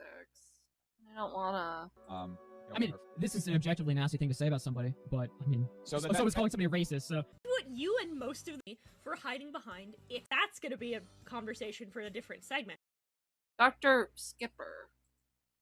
I mean, this is an objectively nasty thing to say about somebody, but, I mean, someone's calling somebody racist, so... Now, he never really addresses these. Oh boy, that's gonna be a conversation. Oh. We're just gonna read these. I was told that a doc was being made, and he was talking to a minor. Everyone else, I wasn't go to leak anything because I was told not to. Didn't see the doc yet, knowing that something was coming out and that Easter was going to be a shit show. Him calling him a PDF or something. I'm hilarious about this coming from this video. A video where Nick critiques Death constantly for hiding behind "it's a joke" and hiding behind "I'm a minority," when he's being criticized. Hide behind your autism when you're being called out for using slurs, which is something that you don't mention until you're in trouble, much like how Def didn't mention that he was Brazilian until it became an issue. I think both of you are wrong for doing this. Now, I could just casually drop F and R slurs, but I really don't want my video getting taken down for hate speech, and I also really don't want to listen to guys who talk like teenage boys who just discovered the fuck word. Boblax posted a whole song being racist towards black people, and then melted down. But when D'Angelo clowns on Tom for saying it, nobody's laughing anymore. Slurs and putting people down are funny, only when it's not you guys, huh? You know, there's and I'm going to have to keep dealing with them. I've heard it over and over, and it makes less sense every time. 1. You can't handle dark humor. Eating me through, everybody. You know, I mean, YouTube is run by... No, not gonna say it.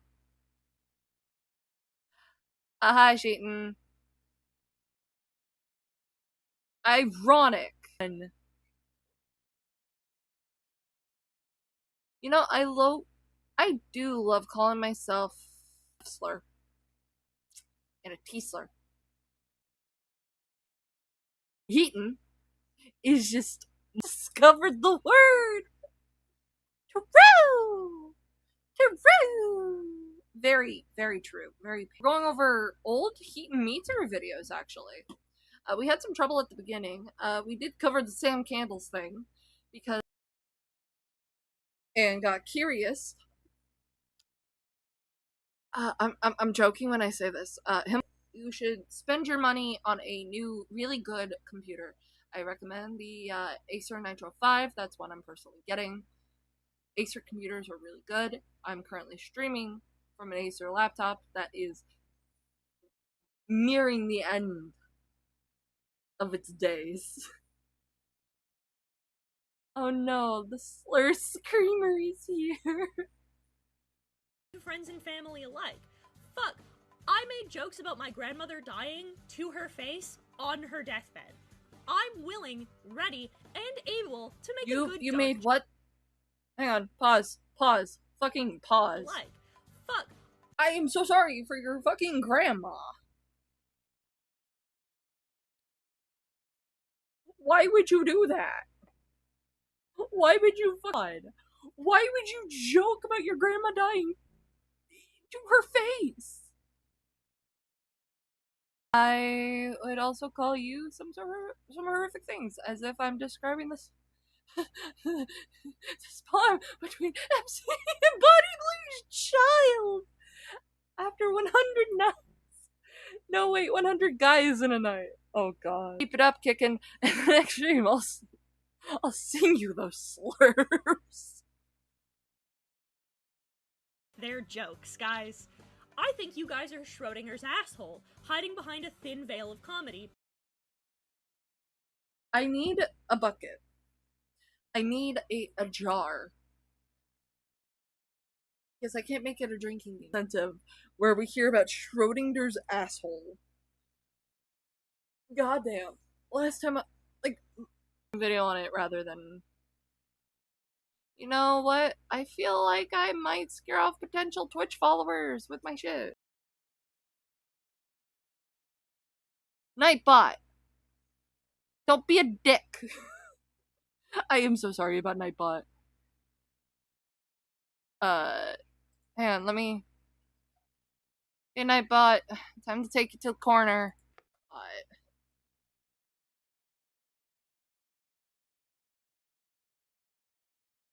Chat moderation. There we go. And excessive emotes are off.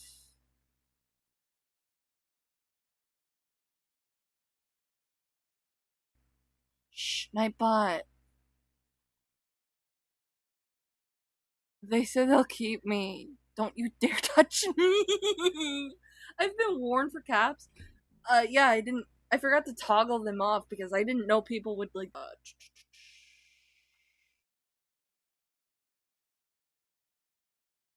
Where is it? I need to because I don't want me through to suddenly disappear off my screen. Oh, sorry for popping my mic. Yes.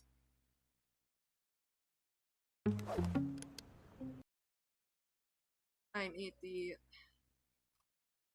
that here.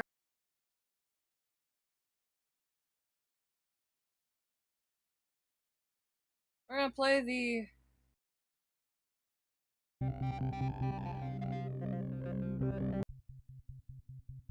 and we will be back. I do love 500 cigarettes. I can feed them to my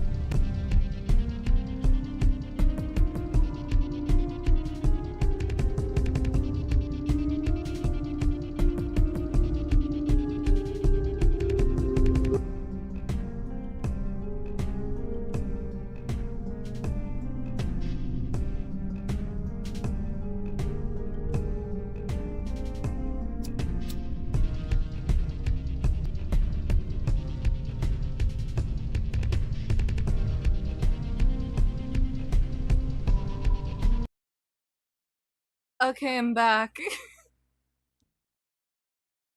And yeah, there we go.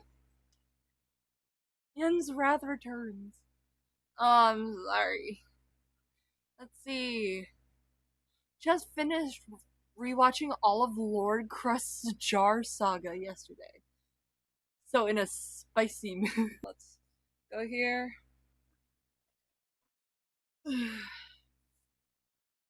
So sorry I had to. Oh no, files like minors. What about people?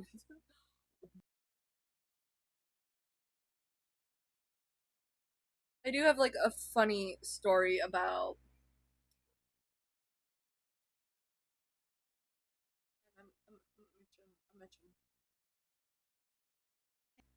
Mochi. Sister left behind the last time she visited. And I do love getting a chuckle out of you. Thank you. And when so my sister left behind these churro tube treats, and I thought, let the girls try it. So I gave my Mochi took out not one, but 2 whole tube treats by herself. Churus. Churros. Or churu. Churu. Sound a little British when I say churu. I don't know why. But we got her these churu treats, and from like today. But the reason why we had to get more of those is because Mochi, in the middle of the night, was like guiding people to the fridge and meowing at people because she wanted her tube treats. You are a churros, I bet. Aww. Let's continue. What about calling people the F slur when they're acting up is funny? What's funny about calling people the R slur when they're being stupid? All your pseudo-intellectual posturing about the nature of comedy, not one of you have ever been able to explain where your jokes actually are. 2. Well, it's about context. Okay, sure. Let's say that's true. So you're still ableist and homophobic. Now, I know you're sitting in your chairs thinking, what? How did you get there? Simple. As a slur. They call people the R slur specifically to mock and degrade them, to call them stupid. And all of That's a smart cat.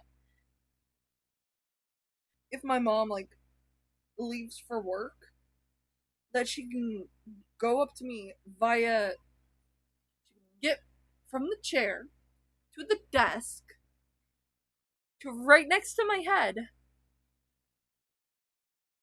I am friends.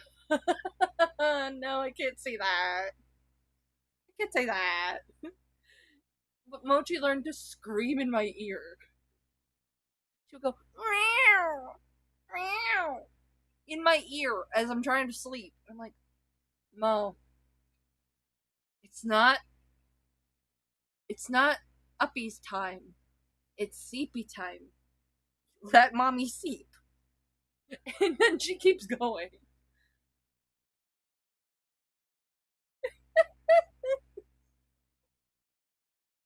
the F slur exactly the same way, and I don't know how many of you are queer. I'm gonna assume either not a lot of you or none of you. And even if we strip everything down to the context of how it's being used, we're right back at your bad people, aren't we? 3. Edgy. You're a grown man. You're a fucking adult. Imagine guys like you are so fucking sad and pathetic when you use this word. Kids are edgy. Teenage boys are edgy. Listening to grown men who want to be taken seriously, like they have integrity and that their words have weight, actually using the word edgy to describe themselves makes my fucking skin crawl. If one of your marketable personality traits is that you say slurs and don't feel bad about it, I wonder why people think you're all the ists and phobics people say you are. Where could they possibly get that idea? Listen, if you want your humor to be funny, dark, even a little aggressive, you have to try. This is fucking pathetic. Hiding behind a word that conjures up 16-year-old boys drinking their first beer and getting a tattoo behind mom's back doesn't make me want to take you seriously. Now, I think Def Noodles is a moron of the highest caliber, but a broken clock's right twice a day, huh? Now, let's swing into our next section as a matter of fact. But we have grown in the one way that V2 never could, emotionally. This is a big one. You guys use these words all the time. Thin-skinned, can't take... Eating me through the most thin-skinned person alive. Meow meow, you little bitch, feed me sleep!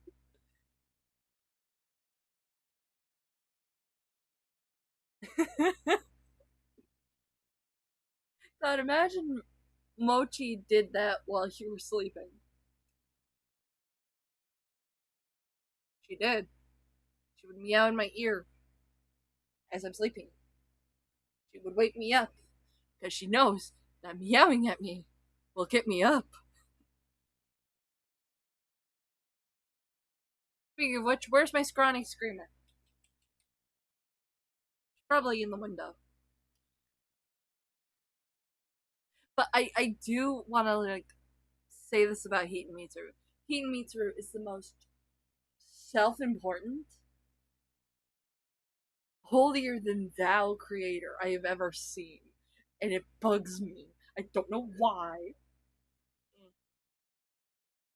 but I hate it. I hate it so much. Criticism.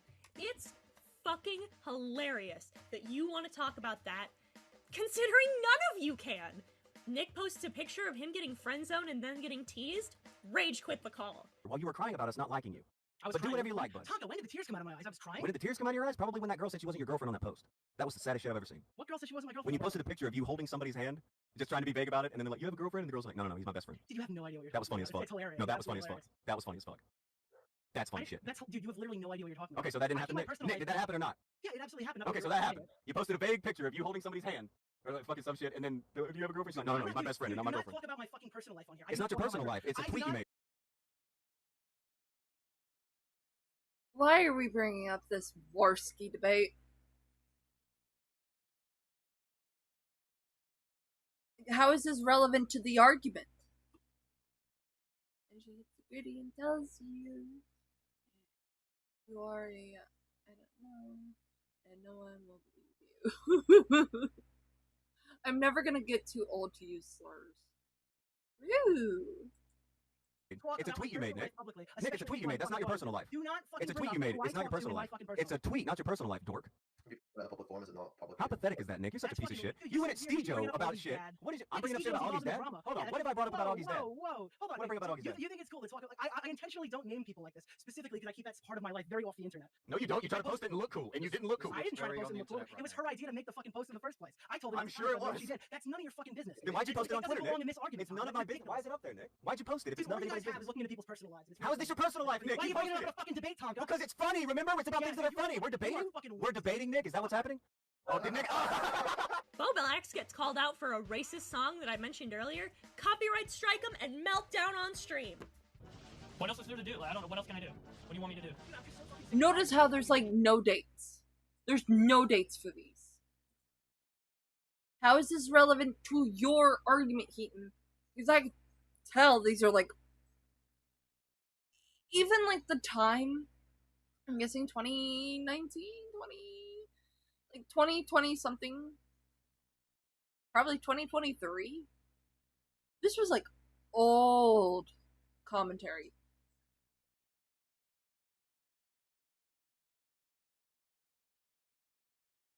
Remotely fucking cringy, or remotely fucking like obnoxious, or remotely fucking stupid. You just go around and go, dude, I'm just a good actor. I was just trolling. It's every fucking time. It's like, oh, I didn't make a mistake. I just got high by accident. I didn't actually want to start this video. Yeah, you fucking did. Okay. I was arguing. I was screeching in the fucking Among Us game. I was screeching in the Among Us game. I was mad, but I amplified it for fun.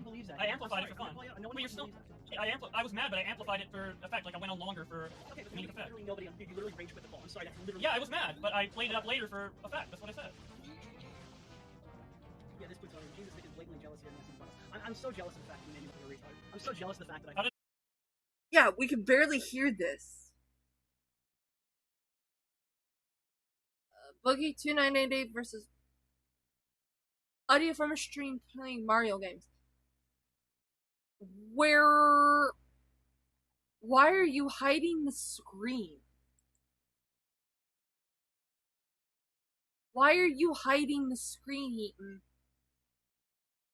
I'm in such a happy mood now. So happy. Sorry. Oh, what's wrong? Max, what's wrong?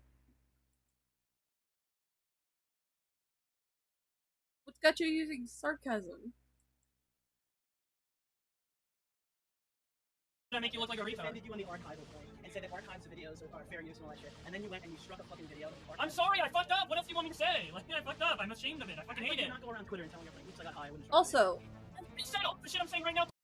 Boblack's got like a lot of fucking flack for false copyright striking that archive channel. Because false striking archive channels are no-nos.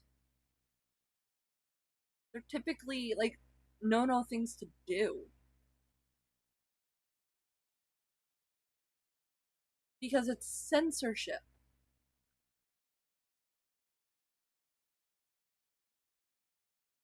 And when you strike an archive of one of your videos, it's typically like to hide something.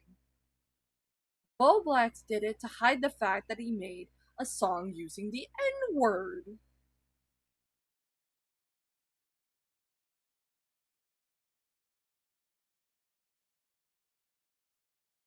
Publicly on a previous live stream and a previous tweet. That's not the way you fucking said it. That's not the way you fucking said it. You don't say publicly. Wow, dude, I can't believe that. Can you do? I can't believe an hour and 45 minutes. I've been linking it to people who asked. I've been linking it to everyone who asked. Your apology in an hour and 45 minutes. No, that's not an apology. There's no apology. There's an explanation. Let me speak. You. Let me speak. You motherfucker. Let me speak. You motherfucker. Well, listening to Heaton makes people happy. No. Listening to people makes people want to swallow metal. I once saw a Minecraft thumbnail with a bad horror mad, and the thumbnail just had the caption. I loved it.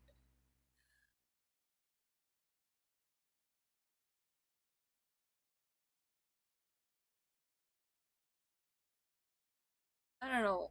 I can't wait for the cable for screen sharing to come up. Listening to Heaton makes me want to be in a car accident. Wait, I can send it to you. You know what? Hey, Sheaton! Sheaton, are you still in chat? Oh, wait, no, you're in the... Are you in a... Oh no, I misread that. I thought you were in a car. Hey, Sheaton. You want to put my Discord link in the chat?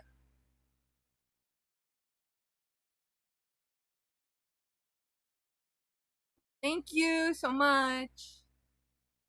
It is like an application server. We're doing this thing where we add applications and then like verify your age. All you need to do is censor everything on your ID except your date of birth. Date of birth is all we need. In the moderation chat, just open a ticket with ModMail and we'll get to you.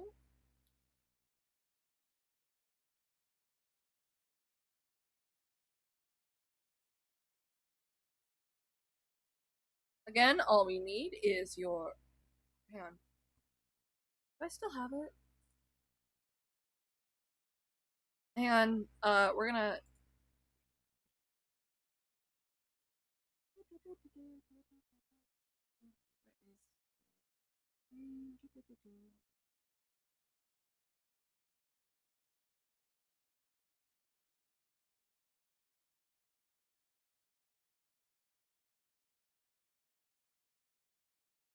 Oh, do we have it still?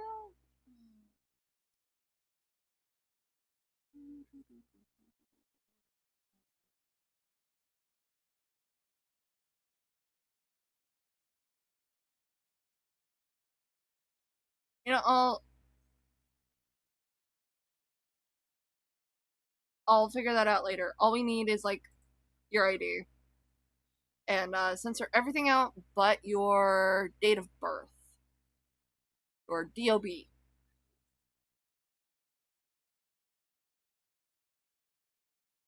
And give me a second and I will...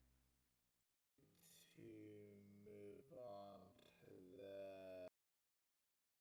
Yeah, there's a video I was listening to. Hang on. I've not mentioned that... I've not mentioned I am in 100 servers and reach limit. How the fuck?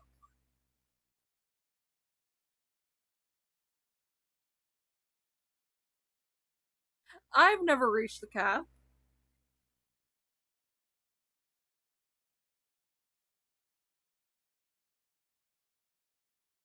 Oh no, I'm not leaving any. I left the people there. I'm not gonna ask you to. I'm not gonna ask you to. I'm just making sure that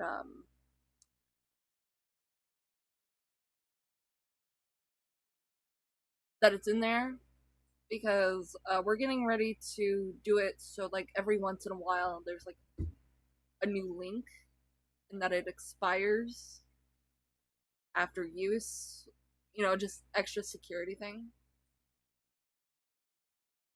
Meaning, hey, if like stuff changes, if you're able to, I recommend joining it now because come December, we're gonna be rolling out some changes.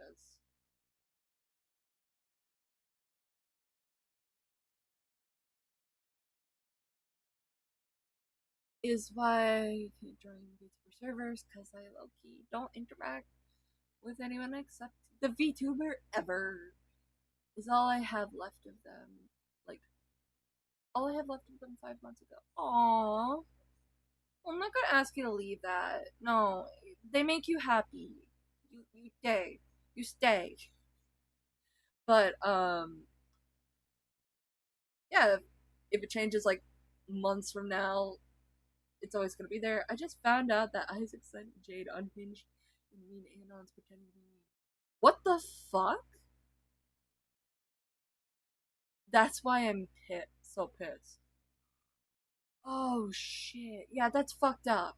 Yeah, that's fucked up. Make sure your server ain't taken over. Yeah, no. It's like secure. This man gotta go. Yeah, Isaac gotta go. He has to be banished. You fucking bitch! My apology is not in there! My apology was oh my god! You didn't even watch the clip! Why are you saying shit without watching the clip? Just fucking watch my shit and actually like listen to what I fucking say, dude! Before you fucking accuse me of shit, bro. Like what are you fucking doing then? I'm sorry, I fucked up, man. It's fucked up for you, it's fucked up for the guy who I struck. And I regret it like so much, dude. That's it. That's why I don't like people talking, man. That's why I don't want to bring it up. It's fucking embarrassing. Fuck! Quartering has a meltdown every other week. The one thing. The irony. Because people are still talking about the quartering. Hopefully he stay off the internet. To teach me a lesson. How the fuck is it to teach you a lesson, Max? Luckily, Isaac left me. I remember how yesterday I was saying they didn't let me vent? Apparently, Isaac was tired of hearing me complain.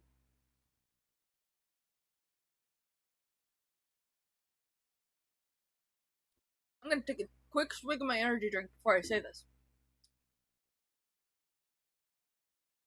Max, you didn't deserve that.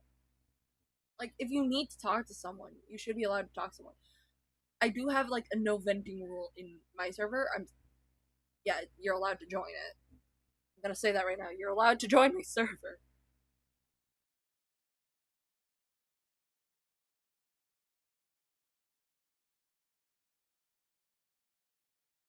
Why it's in chat, like the link.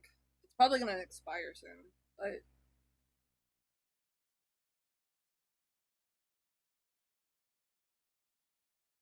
just date of birth, cover everything else? Yeah, just date of birth. All I need is the date of birth.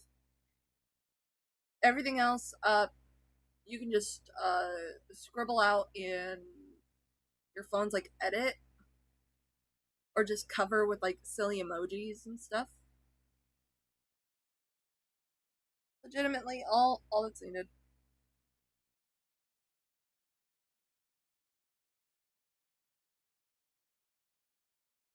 Yeah, you're allowed to complain about Isaac, Max. And I'm so sorry I'm complaining about him now. Oh no. The reason why there's no like a no vending rule in my server is because it just opens the door for like really bad like trauma. It opens the door for trauma dumping, and I believe your trauma should be yours to have consensually out there. Yeah, we love you, Max. And honestly, like, one of the changes being made to the server, let me check if there's like any applications that have been sent so far. Guide members pending.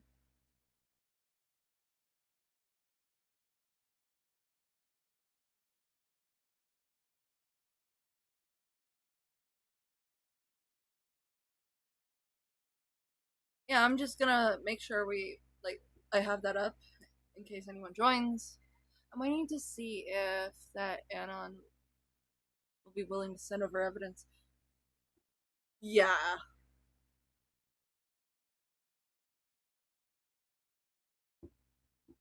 Because that's awful. I've noticed consistently among all of you, for people who supposedly have the thickest skin and mock people for being weak little pussies, with the right pressure, all of you break down. And you know what? That's fine. I think that having something that makes you angry and having the wrong button press making you upset, totally natural. Everyone's got one. Nobody's invulnerable. I think it's totally fine to have something that someone can say bother you. I don't even think that talking about it publicly is a bad thing either. It's good to communicate when something upsets you. My issue isn't that you do it, it's that you shame others for it constantly. Let's take our most recent example, flamenco.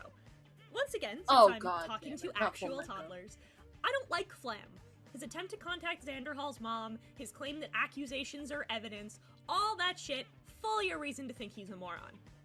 But let's talk about the song. 6 months ago, Salvo Pancakes, or Salvo, a name I want you to stick a pin in for the moment, commissioned a song that unambiguously mocked Flam for being a pedophile. Something that there was no evidence of at the time by your— Because it was funny. It was because it was funny. If someone's gonna like actually claim that Salvo was like a pedophile in earnest, then they're gonna show proof. That's required in commentary.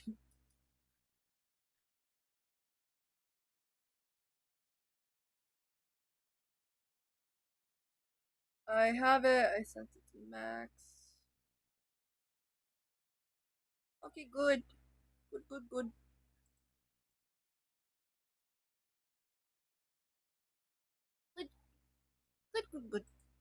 Your own admission. Naturally, as anyone would be, this made Flam incredibly angry. He openly cut out the person who wrote the song, Mike the Bike, and said on his platform that it was a shitty thing to do. What do Nick and crew do? Oh no, I'm not gonna have Nick's fucking hot takes, dude. I'm not gonna have the fucking fence-riding asshole. Oh no, oh shit. Oh no, dude. Well, I'm not riding a fence. You should leave those kids alone. You actively ride fences. No, Flamenco, you need— For those who don't know who Mike the Bike is, Mike the Bike makes songs. Mike the Bike songs. Mike the Bike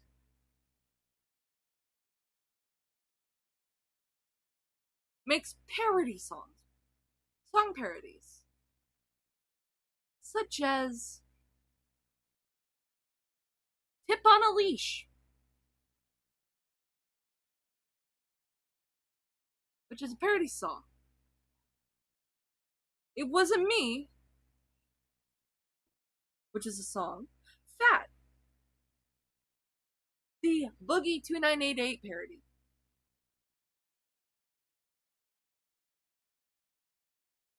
The Anesa Joham Binch Lasagna parody.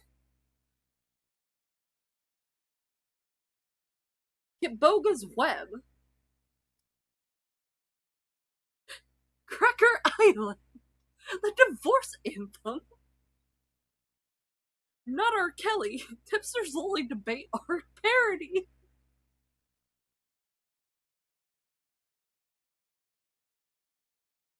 Hey Trans Sister.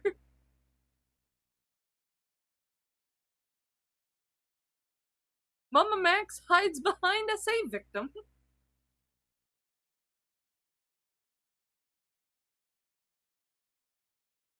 There is so many songs that are parodies. The Nicholas Diorio parody called Humble. There's so many songs. Because that's his job. He got paid to make a parody song about salsa. That's about flamenco. Honestly, as a former fan of Isaac, during his Sugar Star video, you're allowed to complain about him. Like, he was a piece of shit. When he called out for being a pro shipper, a lot of us, including me, were pissed about it. Why does Gray sound like Kermit? No! I sound like Kermit the Frog!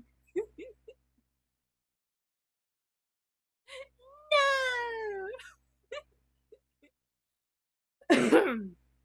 Let's see if I can find the flamenco one.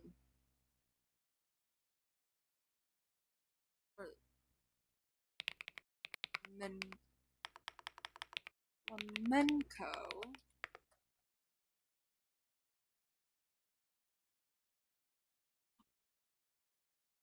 I'm going to, like, see if I can play it. Please don't copyright strike me, Mike the Mike.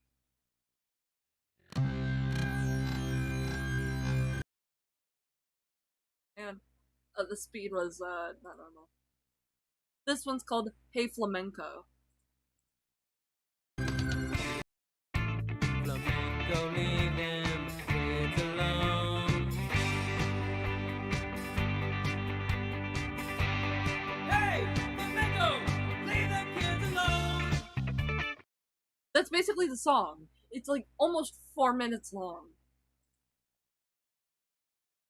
Yeah, sound like Isaac something. Do his twist shit and make people fight. Yeah. I mean, I'm glad Jade now knows I wouldn't say that nasty shit to her. Oh, it's most likely what's going on is,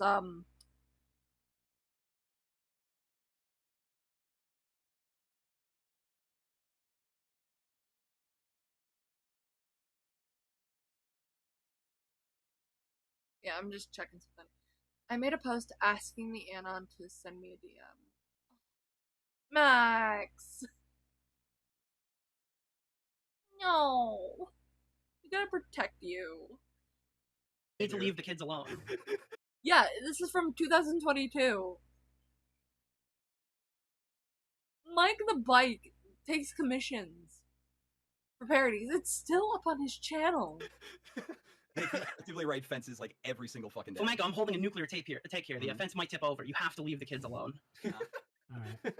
Or Nick will break the fence with his weight. What the fuck? That was the joke I just made, Boblex. Yesterday's jokes today with Boblex. In fact, Flam even brings up a different situation with Nick melting down about something, and Nick laughs that off. And everyone you in his, absolutely chimped out when somebody likened you to Destiny. That like absolutely got under your skin. Absolutely. Yeah. Hold on. Peyton is not pointing out the little things, the other things. Flamenco just asked Nick if he was, and I'm not meaning it mean, please don't be mad at me. Please don't be mad at me. You're not allowed to be mad at me. Flamenco just asked Nick if he was chimping out. Yeah. No, that's like a, if I remember, a racist thing.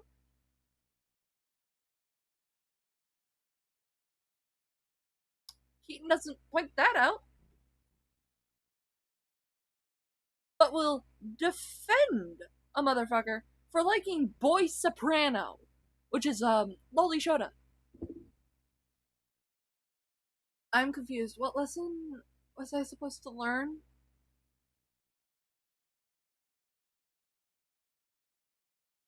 I don't know. Isaac is one of those like vindictive motherfuckers.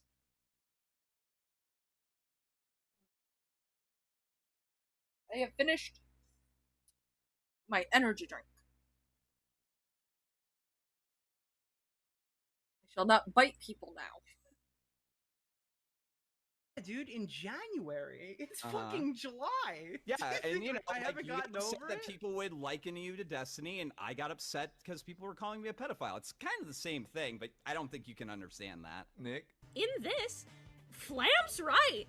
It pissed Nick off to be likened to Destiny. It pissed Nick off for people to make fun of him getting friend-zoned. You're not pointing out how everyone's making fun of his weight.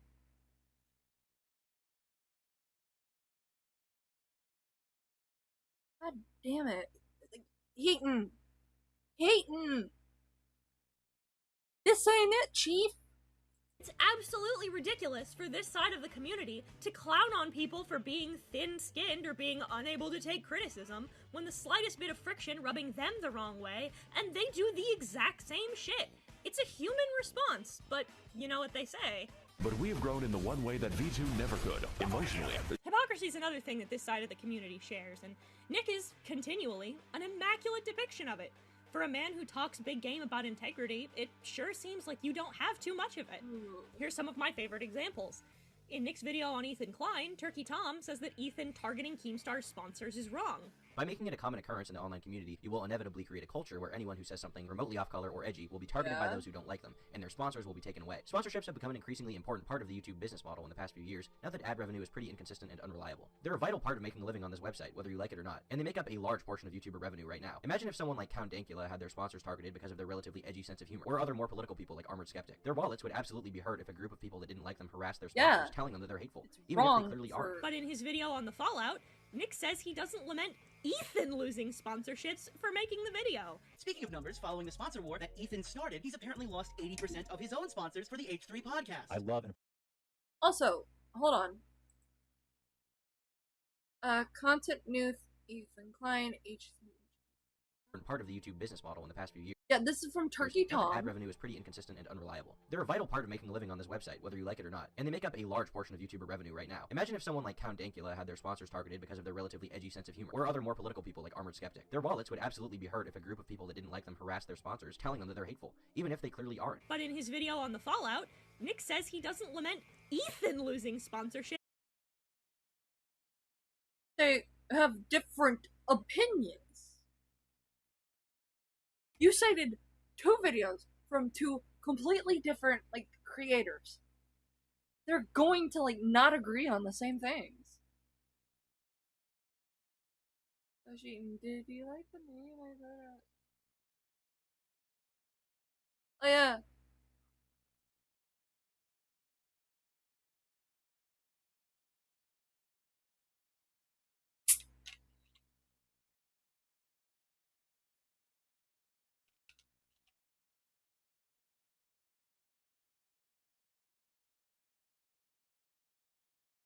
That's just, wow.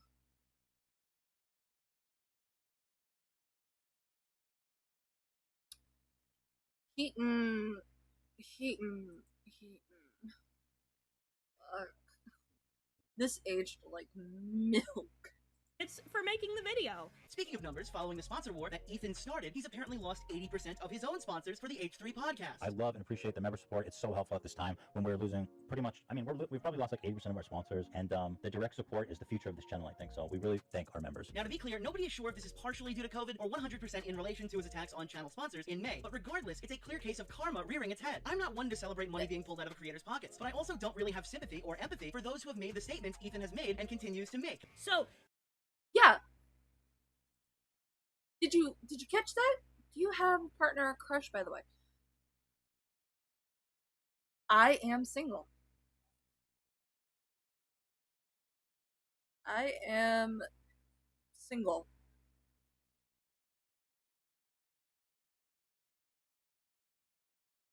I currently do not have any romantic partners. Can you see the text in the bubble? Yeah. I'm gonna have to look at it later. I do want to say this for everyone that is in my Discord server. Due to a lot of the discussion in the drama chat, like, somehow always circling back to Isaac. I don't want it to become an Isaac. Unfortunately, I am not into you romantically. That is fine. Not a lot of people are. Not some people are really weird about me. Isaac. Putty. But, back to what I was saying. Like the Butterbird. Why are you calling him that, Rose? Yep, it does. For everyone in my server, I'm getting ready to get rid of the drama chat and make it so like the little forum topics area is also like a discussion thing. No one did anything wrong. I'm just letting you know ahead of time that drama chat is going to go, and instead it will be topic requests and discussion. Meaning you can have one thread that's Isaac related, you can have another thread that's talking about people like Bull Blacks, Tipster. Is Max in the server? Not really. I don't think so. I'm gonna check again. I do have to like somehow hang on.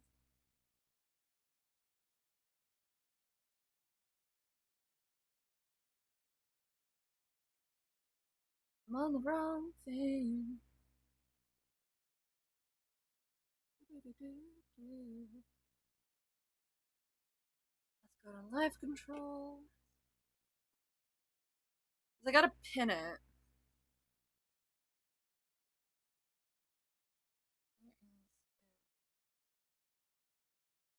There we go. Pin message. Now you guys can't lose it. Yay! Max is free to doing. Can you pin the? Yeah, I just pinned the server link. I had to go in and do that.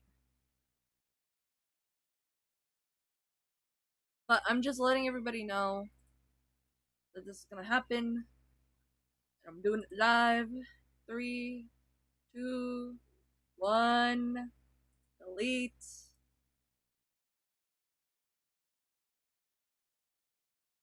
The drama chat has been removed.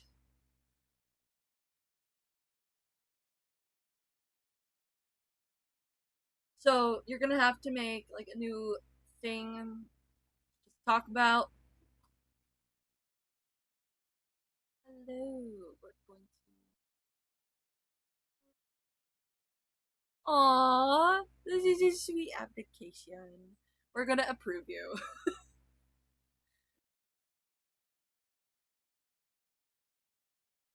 I need to make more art.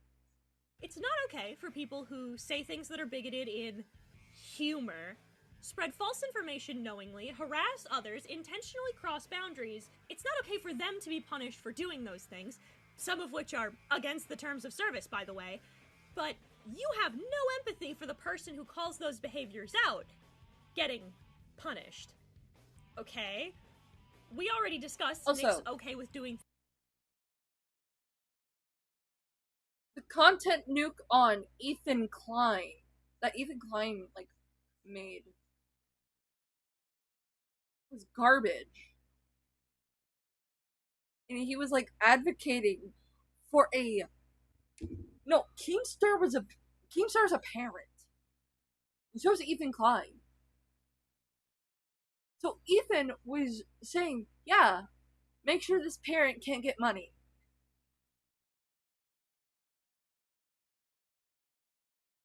Yeah, we already know you're like 19. I mean, if they're like on. Unfortunately, no. But you can just resend them. Like, make them like a topics thread. You can make like a thing where it's just for your memes. No one's gonna take it down. It's that way you can like post your memes in. Yo, by the way, Gray, what's today's lesson? I did some practicing. After fully resting, I'm going to give you a new lesson. I could use some critique. Ooh. I'm guessing it's in Ace's server? Oh my gosh. What is going on with my thing? Let me check Ace's server real quick.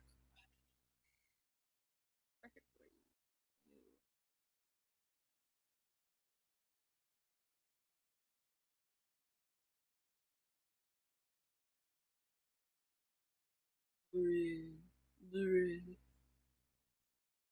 need to find it.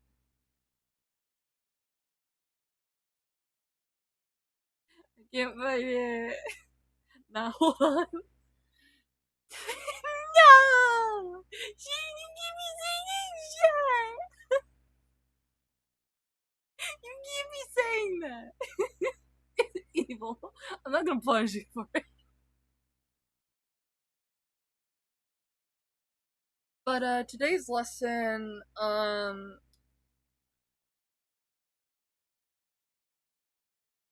can't give you the eyes one again. You already did eyes. You did like such an incredible job. Hair. Different hair textures and like things. Like curly hair. Other hair. Speaking of Ace, I might have to steal you for insanity at some point of time. Oh, really?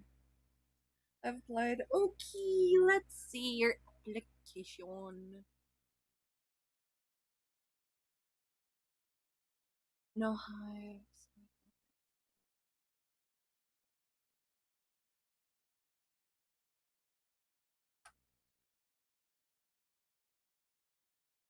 I tried practicing portraits. Aww! Okay, I need to see it. Please take your time. Let's get application. Application. Oh, 2 new members. 2 new members. Ooh, Max got approved. Yay!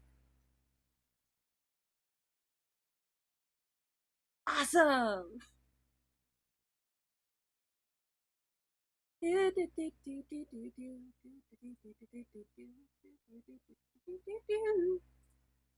to the video. Things that hurt others personally, but isn't okay with people doing things that hurt him personally.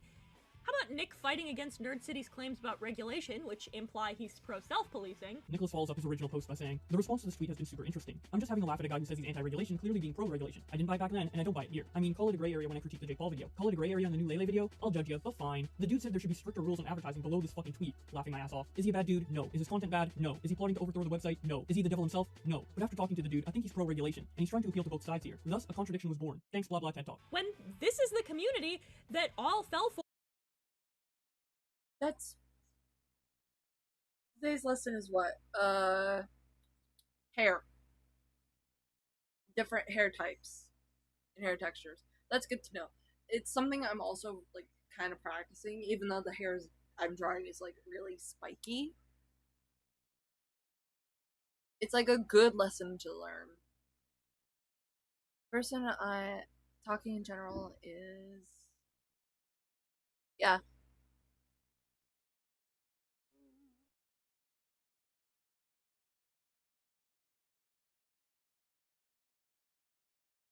It's good. And bought into John, the autistic 12-year-old ate my Discord account Swan. You know, in that same conversation with Flamenco, where Nick is laughing at him for being upset, he says, So fucking mad. This is so stupid. I mean, I guess why are you really okay for me to harass Flamenco because he does it to Ethan Ralph? So I just want to know, you're the guy who goes and does the IDS content where you cover Ethan Ralph and you laugh about songs calling him a fuck. The other part, Jackson, a made outfit is silly. Oh, this isn't like Jax. This is actually a content creator named Netherless. Because I was asked very nicely to have him in a maid outfit.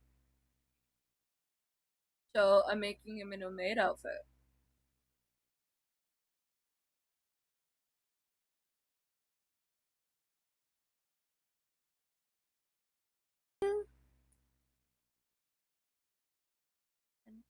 me a second. I'm gonna.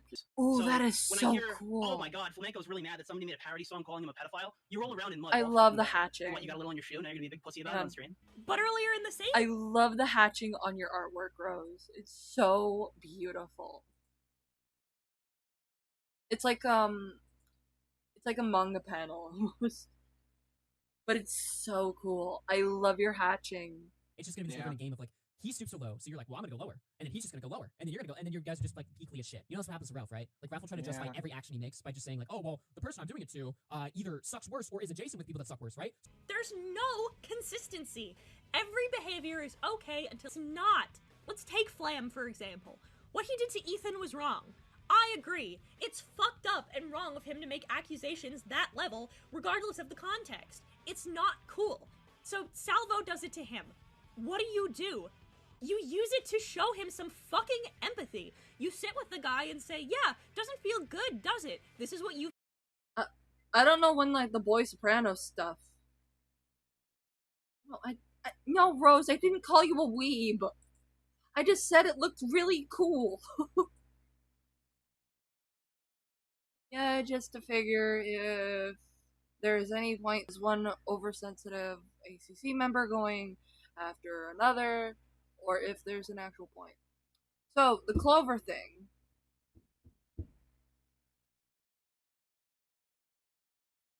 Clover thing is where Clover Bites put out a video. Clover ends up getting a lot of things wrong while trying to take this high stance.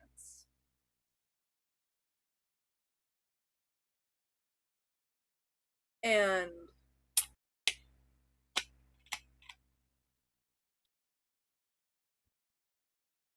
but when it comes to now, Clover Bites is an ACC, SCC, AMC creator who also covered Mushroom Girl.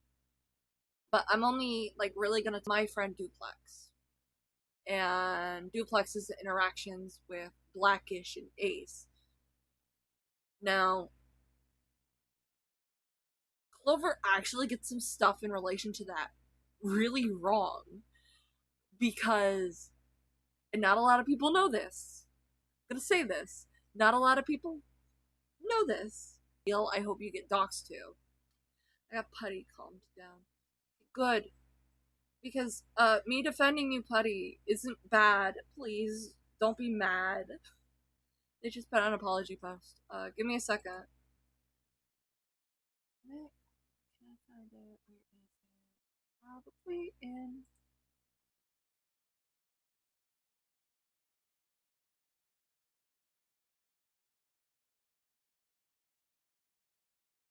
Where is it?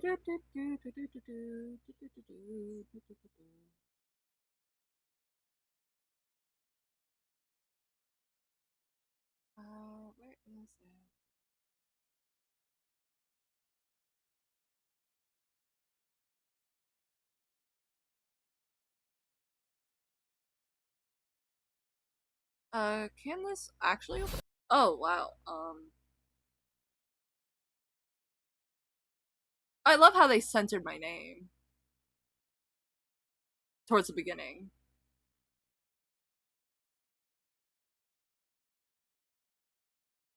I had an embarrassing error in judgment. Turns out Gray wasn't trying to drag me into controversy, but rather defending me, which I find quite surprising. Why should you? If people are trying to say things about you that aren't true, of course I'm gonna defend you. This was a serious error in judgment on my part, and I also owe apologies to other people.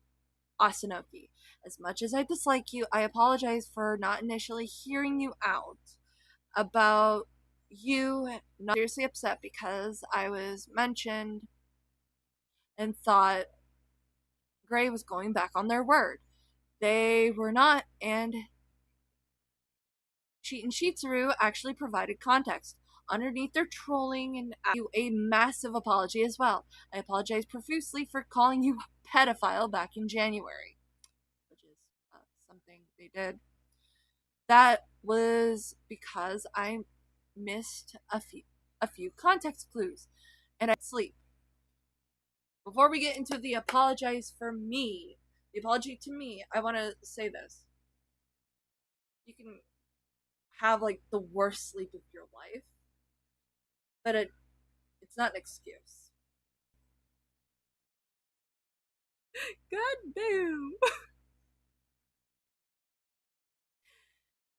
As much as I don't like you, I also apologize because I thought you were dragging me into something again. You weren't. I also apologize for being an overall asshole to you, misgenerating by mistake. Oh no, you were doing it on purpose. Because feminine in nature. And making playlists out of anger. Wait, when did you make a playlist about me? Hold on. Wait a minute. Something ain't right here.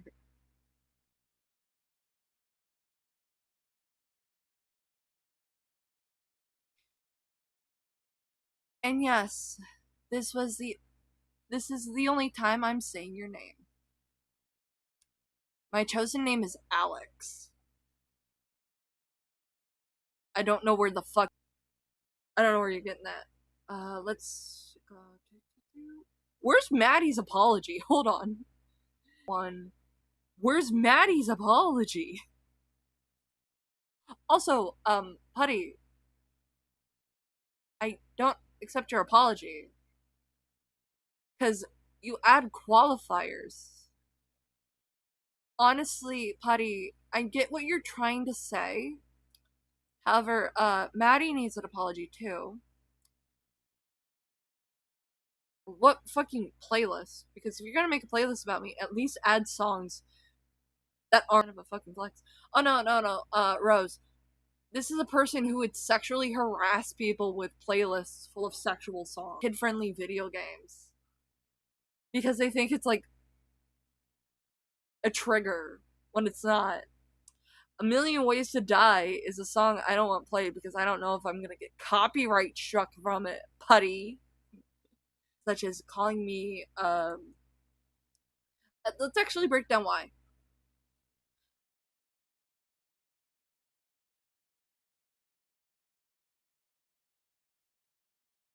You keep adding qualifiers like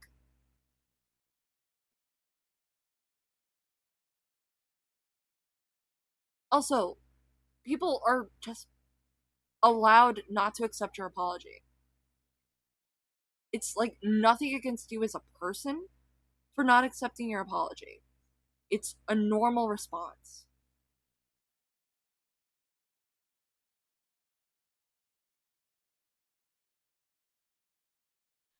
Oh no, I gotta show that to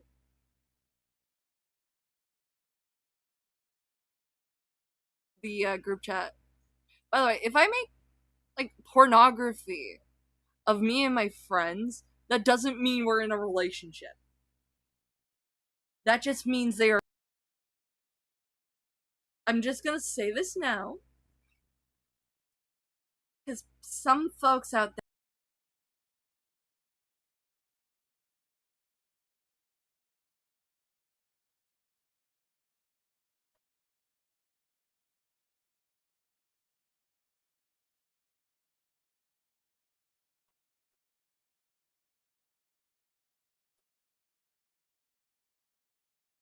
just making sure to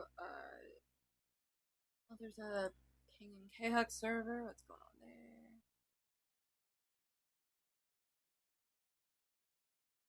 Yeah. She's taking a vacay. What? You don't deserve this shit. I'm sorry.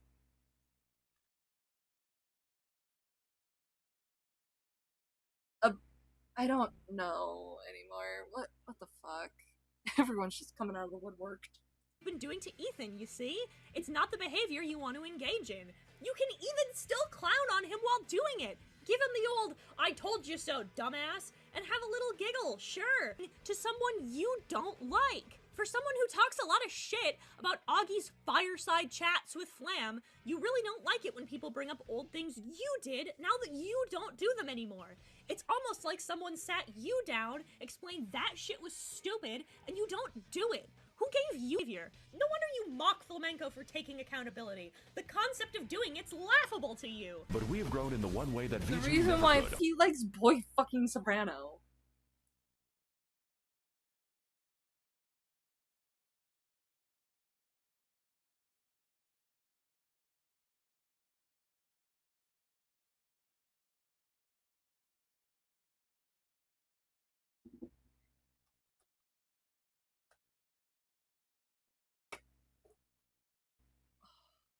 I showed it to Jade. Yeah, Jade, great, totally. Haha, jokes. Yeah, it's jokes among friends. Plus, I asked Jade specifically, hey, is it okay if I draw this of you? You know what she said? Yes. Because, here's the thing. I only draw things like Netherless in a maid costume. That's like a little more provocative than the Ace costume. Or Jade and I being toxic gay, big toxic gay, or even like having flirty banter with Jack, you know, my Jack, my Maha, is because we're friends. As long as we're all consenting to it. Beast Guy being gay to me, I can't even see when they when I emailed them the issue. It would be Jack can be jealous. No, he's not jealous. He's not jealous. Yeah, it just homie being homie. Yeah, homie being homie. Like the locker, like Jade and I like talk about how we're toxic abusive lesbians. Because it's a reference to Class of '09. Like, I don't mind people shipping me with Maha or shipping me. I don't mind art of that being shown to me or me being tagged in that kind of art. Grab a handful of your homies. Yeah, grab a hand. 5 feet apart because they're not gay. Thanks for the vocal stim, Mason. I'm gonna be right back. We are gonna take a quick break. Quick break.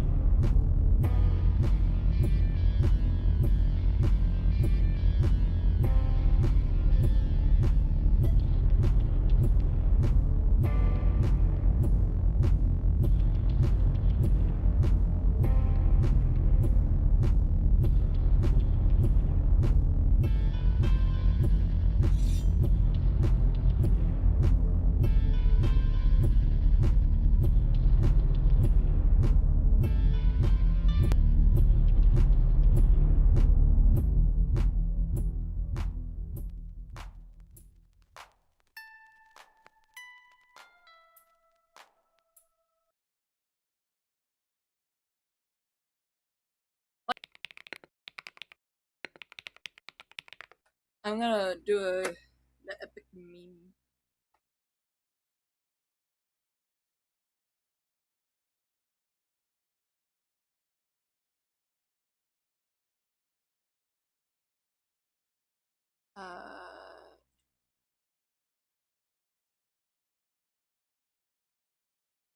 Oh, come on. No.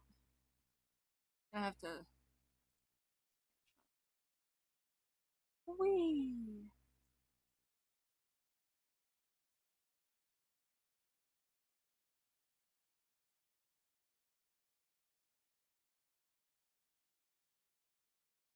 Gonna save that for later. But we're gonna go back to business.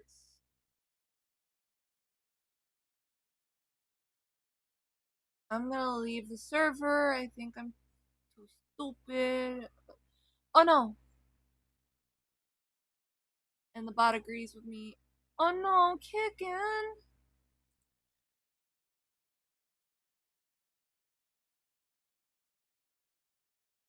Kicking. Oh no, the it doesn't like do anything bad. It's just a way for you to get like put with a. Okay, how about this? You just send me in a DM. Just your DOB, okay? You can DM me, you can DM Sheeton.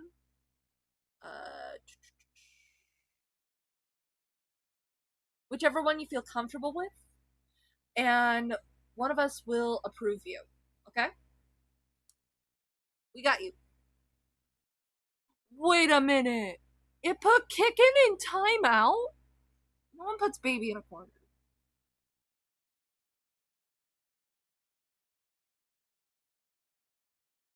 Where's kicking? Kicking. Kicking. No. Why are you timed out? Why are you timed out? You shouldn't be timed out.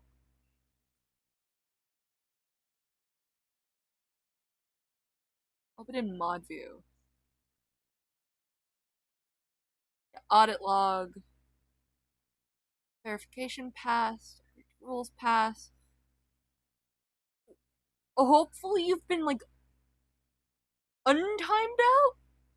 I did what it told me. What do you mean? Okay. Kickin', since the bot's being stinky, you send it to either me or Sheeton, okay? We got you. I followed the instructions. I know you. I know.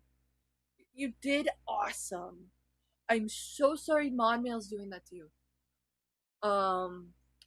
Since you're having an issue with that, because the mod mail's being stinky, you can DM me or Sheeton, okay? Sheeton's the one with the little pink-haired Keaton Mitsuru profile picture. Or you can DM me on Discord. We share a lot of the same servers. So it should be good. How dare it? The only one who gets a timeout kicking is me.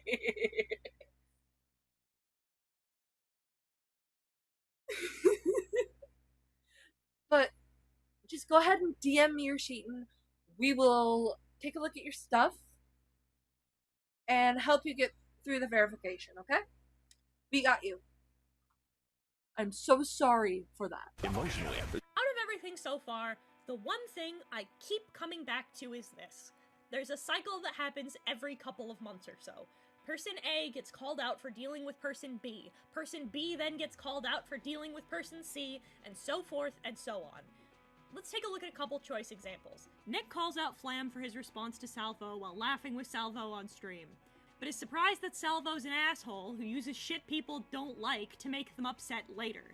Nick advocates for John Swan, who he then later exposes for being a liar. He teamed up with Dr. Skipper for a video when later Skipper ran with false accusations spread by fucking John Swan. Edwin's Generation, Tommy C, Boblax, it keeps fucking happening. Every couple of months, this community melts down on itself because like it turns out ACC, one SCC? or multiple of them have broken some cardinal rule. Bridges are burnt, shots are fired, it's chaos, the dust settles, everyone starts going on one another's streams again. It's like fucking clockwork, and sure enough, a few months later, someone starts it all up again. It's insane. I know that if I found myself embroiled in these situations every couple of months or so, I'd start to wonder about the company I keep. I'd start to wonder, is it me? This side of the community wants to talk a lot of shit and puff its chest, but honestly, I've seen more empathy and civility between cheerleaders in an 80s movie than I do in this group. It feels like every single person is one misstep away from getting shot in the back by the very person who's going to bandage the wound in a couple of days. All of this aside, you all seem like bitter, miserable people I wouldn't associate with if you paid me.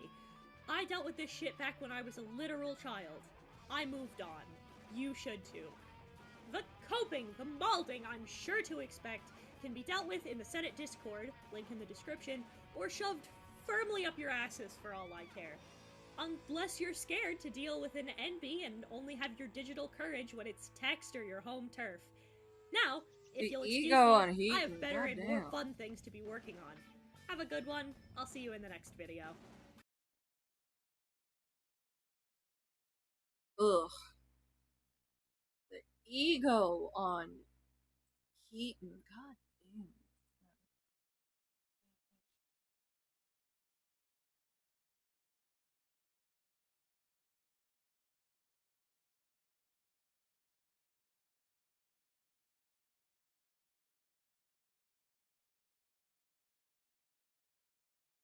Yeah, you should be good now, kicking.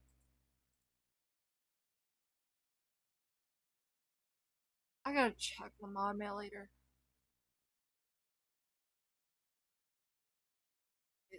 The endless yap. We got one more Heaton video to go through with the yap.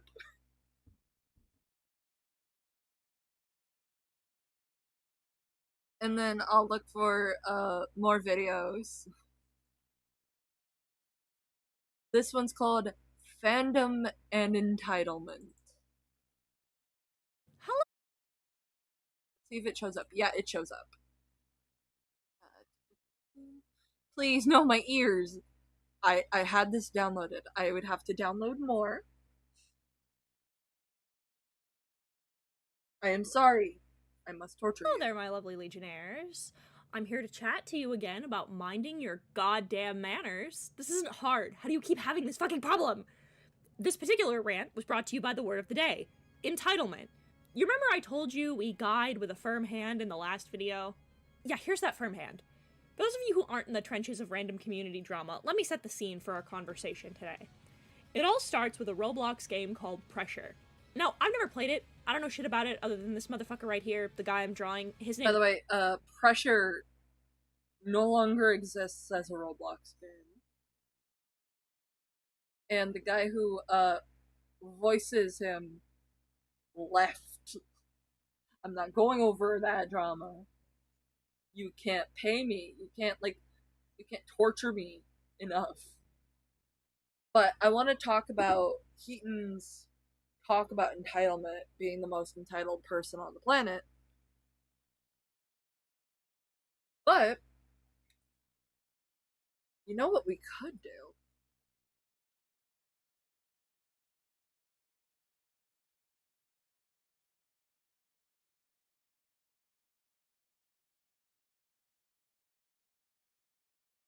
We don't speak of the pink devil.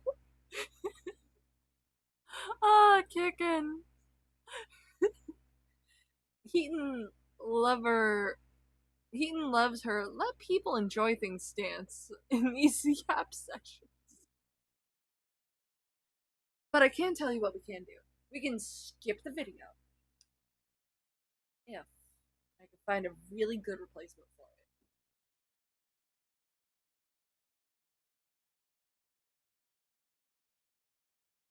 Let's see, what can I replace it with that won't torture people?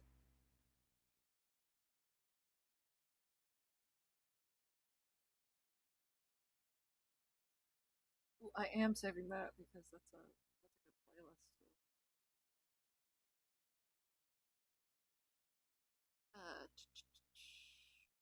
I play?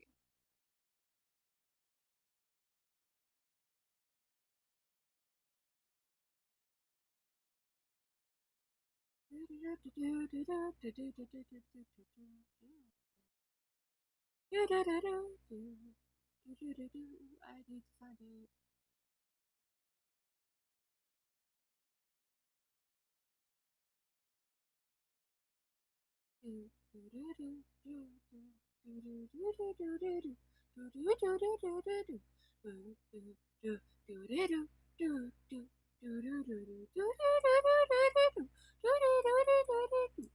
You know what? I'm gonna torture you with someone else.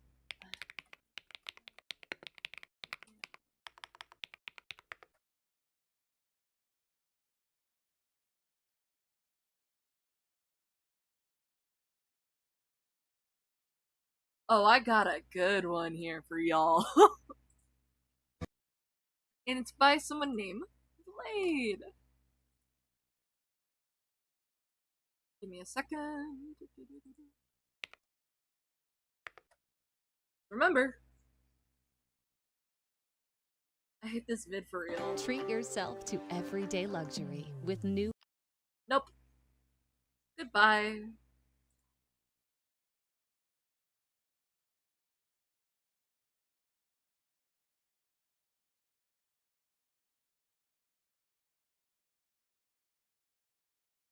Gotta give it a minute.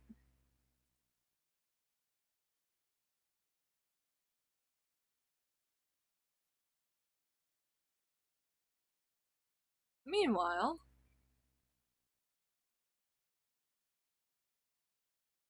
I'm going to check Tumblr.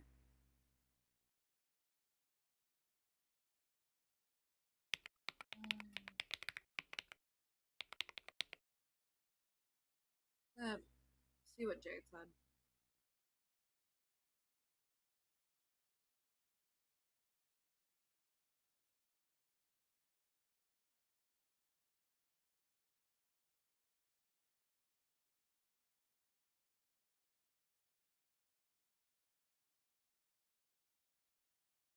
Okay, I'm gonna read what Jay says. I find it so funny that other people's anon boxes get flooded with shit regarding me or general criticisms about this whole situation, yet my inbox stays mysteriously void of negative comments. Odd. Don't bite me, Pookums. I prefer lean me anyway. Also, I've said this many times before, I'm in love with a man who is not gray, a big, beautiful man who wears Hawaiian shirts and probably socks with sandals. Gray is cool and all that, but I tend to act less than platonic with all my friends as a joke. It's not that deep. Trust. Based Jade. The video is like almost downloaded. It is in the beginning half. You're on Tumblr. I would have to like find you. I'm gonna assume it's your current handle. So yeah, I'm checking on Tumblr while I'm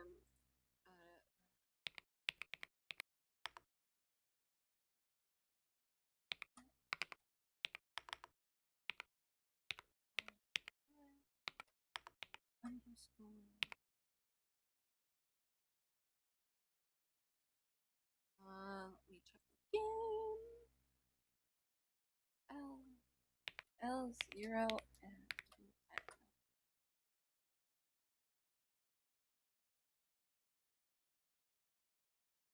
hey, Corpse Bride Doll. Thank you. Corpse Bride Doll. Doll.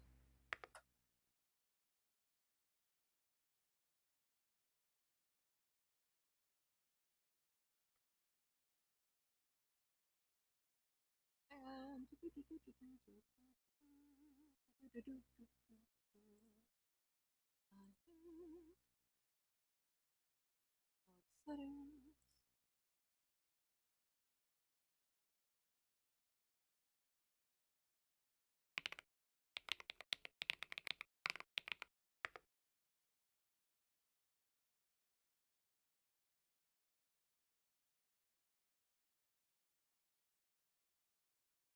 And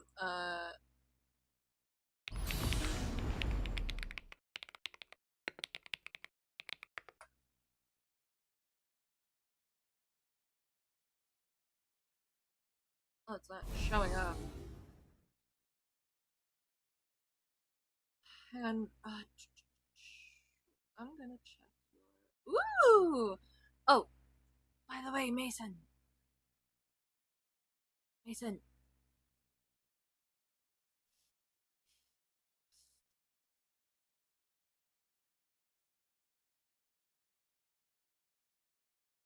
Nice art.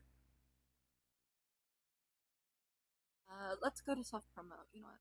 Yeah. Oh, you have it listed as Corpse Bright Dolly. Hang on. I'm gonna actually open this on a new tab just to unblock. There we go. You are now unblocked. Rejoice! I finally found the block.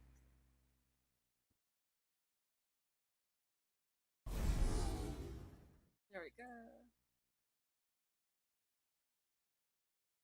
Is the video done loading? No, I have to do it all over again because the tab reset itself. Kill me. Fuck my life.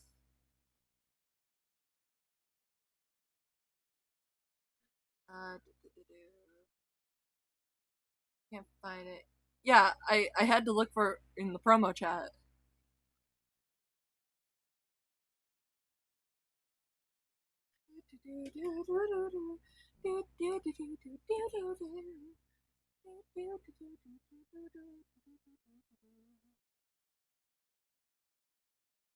Oh, it's taking forever. Ugh. We are gonna have to watch the Heaton video. I'm sorry. Sebastian. He's currently the catalyst for this whole mess, but all I know is that he's voiced by Gianni Montragano, aka Gabby Ultrakill. So, apparently, in the official Pressure Discord server, the game's creator, Zeal, said, "Don't post ship art of Sebastian here," and Sebastian's creator, Zerum, gave him a wedding ring and ships her character with him. By the way, we're That's ignoring it. this to hear. They didn't say you couldn't ship with him at all. They didn't say you couldn't self-ship with him at all. In fandom. Just don't send it to them, and that his creator wants to smooch him. That's it. Yet for some reason, some of you do not know how to fucking behave. I've seen some people saying, "Oh, well, she made him public, so she should expect it." Shut up. We've settled this dog shit. Yeah. When a character goes public, you can't really control who does what with your character. That's why Zerum was saying, hey, don't post that here. You can post it everywhere else, just don't post it here.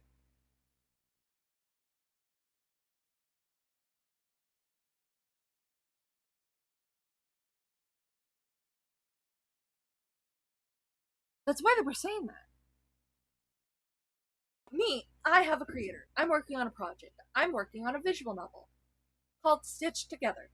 The main love interest for the game is a yandere puppet inspired by my childhood full of Jim Henson puppet shows. And welcome home. Because I'm silly like that. I recognize I can't control how people react and what people do with my character. Some people are going to ship him with themselves. I like self-shippers. Self-shippers are based. If you self-ship with my character, I will tell you facts about them. About my boy. my puppet boy that are awesome.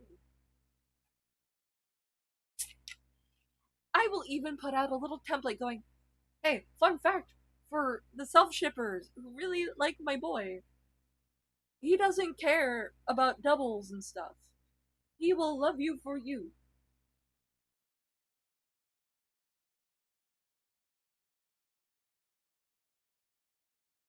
Jim Henson Pumpkin mentioned I am that puppet person. Oh my god. Yes. If you like my boy, that makes me very happy. I'm saying this as someone who needs to make more art and actually do more progress on it on him.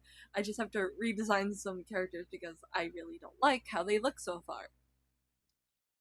In my baby boy, I don't give a damn if you post ship art in the server. Just don't be weird. And by be weird, I mean bully other people who also really, really want to smooch my puppet OC.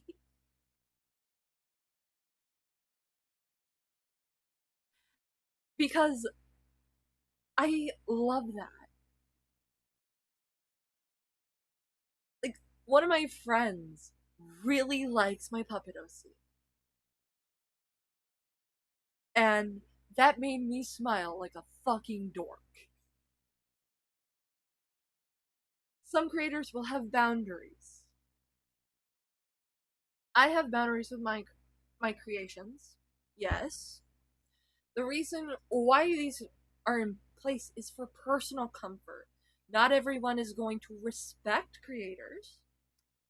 Just going to say that. Some people will have that sense of entitlement. Some people probably don't know the rule. Made cheesecake so I can take the pain for a while. What do you mean? I just saw like your back and forth. Y'all. Excuse for discourse years ago. Just because someone chooses to share their work with you doesn't mean you're allowed to disrespect their fucking boundaries. If John Bernthal posts set photos from Punisher of him without a shirt on, weird middle-aged women don't get to post disgusting comments on it of them barking and what Olympic gold medal they do on it just because they do it anyway. Because it's the internet. Not everyone's going to respect you.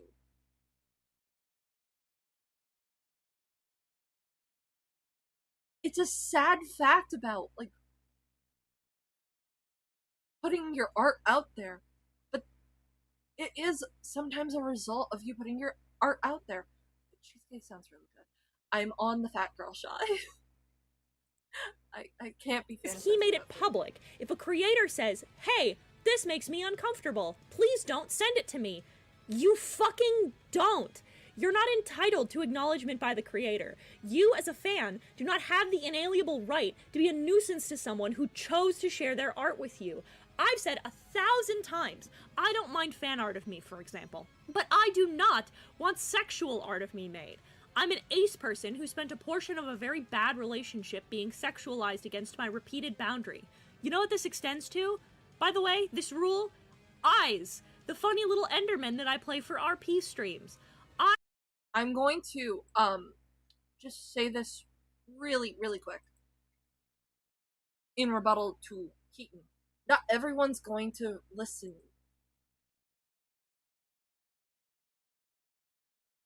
Saying it in places like a official Discord server, places where people will listen to you.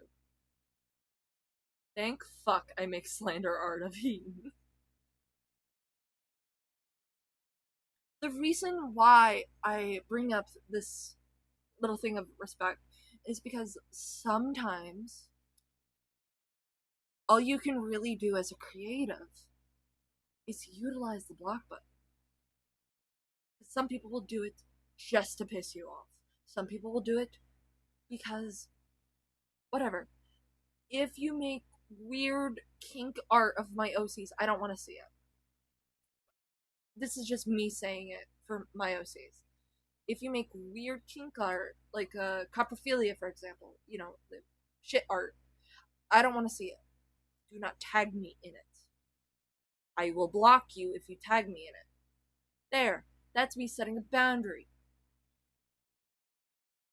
If someone breaks that boundary, I can block them. There. Not everyone's gonna do it. That's why the block button exists. But Heaton going on their tirade for how many minutes is this? It's 10 minutes. Is this downloaded? Oh wait, no. It failed for some reason. Let's get back into is it. still an extension of me, and that rule still applies, even if it's no longer the literal representation of me. The power of Jack Kirby does not compel me to let you have a place in my community should you violate that fucking boundary. I don't give a shit how much money you've donated. I don't give a shit how many hours you've spent. And I don't give a shit how many raids you've sent me. If you violate my boundaries and stamp your feet like a fucking child, you will be removed because my community is for adults and you will act like one. The other stupid response I keep seeing is people saying, well, she's too protective of him. She fucking made him. Here's something I think all of you children need to be reminded of because you don't know anything about the fucking Dark Ages. Also, Heaton's saying this post-pandemic fandom. Fandoms got worse after the COVID-19 pandemic. Why am I pointing this out? I'm pointing this out because not everyone was able to go to conventions. Not everyone was able. It's when a lot of people who didn't grow up with fandoms, when Hive asked for a con. Yeah. Heaton talks a lot of shit for someone who's been breaking the boundaries of other people for a while. This is the same Heaton Mitsuru who would try to invite fucking Phagos back into the community after Phagos was rightfully fucking ousted for like and for anyone wondering what fucking Phagos was doing, Phagos, for those who don't know, otherwise known as Jelly Skelly, told Ponder, Clown Teeth, and Chuli that she sexually assaulted 2 trans girls at a party. And one of them ended up allegedly killing themselves. Why am I saying allegedly? Because she made it the fuck up. Yeah, and the same Heaton Mitsuru who falsified an FBI report against Rin and knew it. Heaton was so fucking entitled and so fucking parasocial that they committed a fucking crime.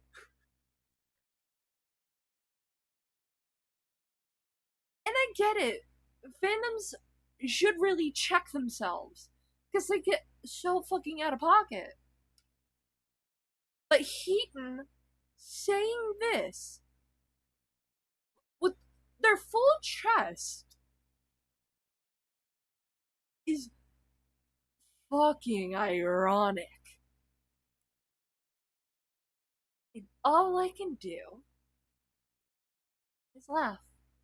We can all look at this from this magical thing called hindsight.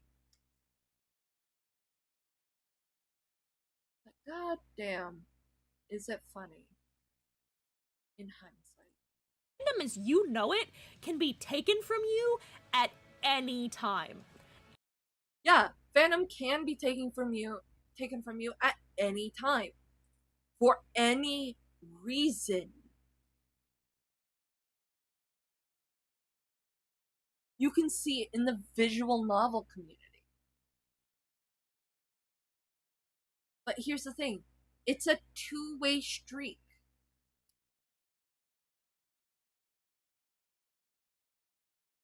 You can take away fan support from fandoms. Like that.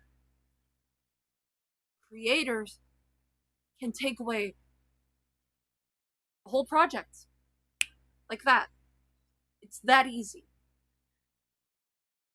The Pressure fandom collapsed in on itself after allegations were made and the creator took down the game. Now, I'm not saying if these... I'm not covering the drama. I'm not covering the Pressure drama. I know that the game's been deleted. I know that the voice actor for the project, one of the most important things involving Sebastian, fucking quit. Yeah, he quit the project. Again, this is in hindsight. This is the Pressure drama was post Heaton entitlement video.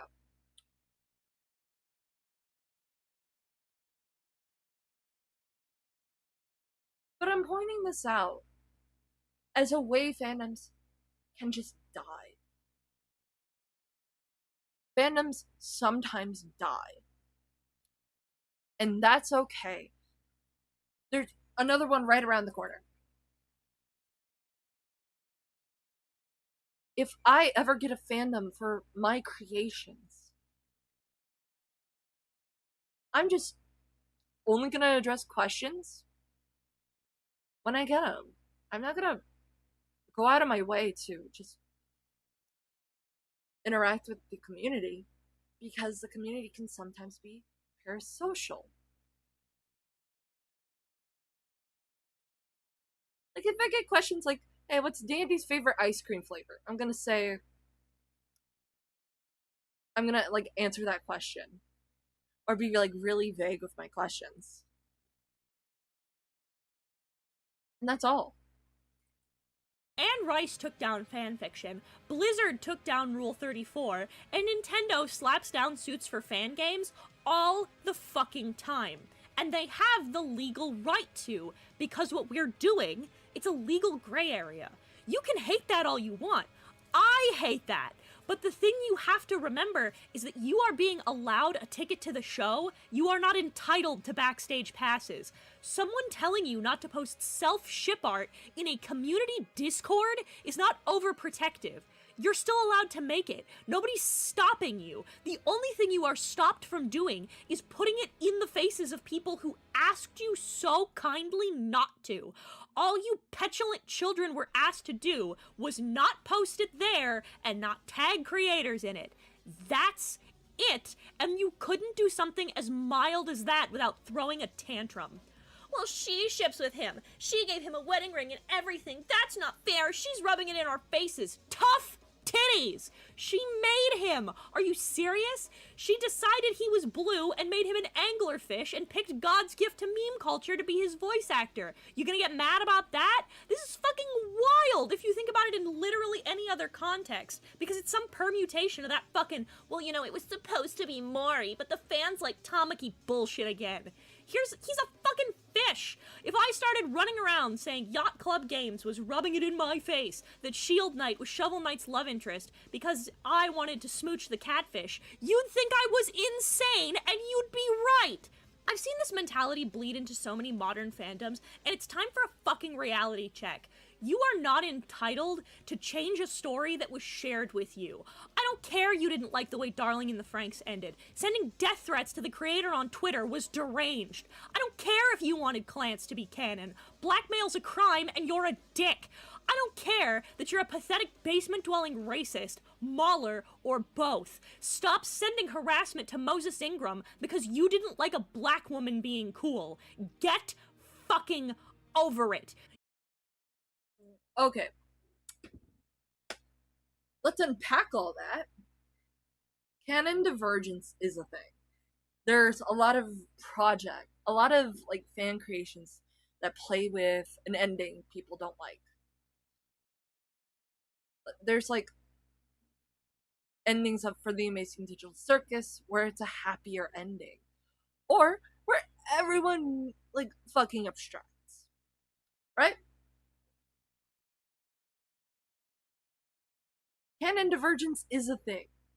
But doing unhinged like fandom things,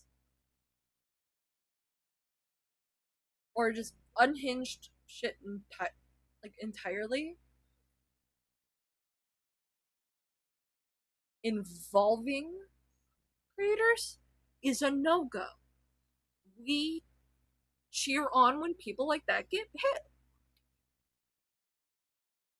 You are, in fact, allowed to be upset about a change, or hate an ending, or dislike a character, but what you are not entitled to do is change it because you personally didn't like it. It's not your story. You don't get. Also, Keaton just argues.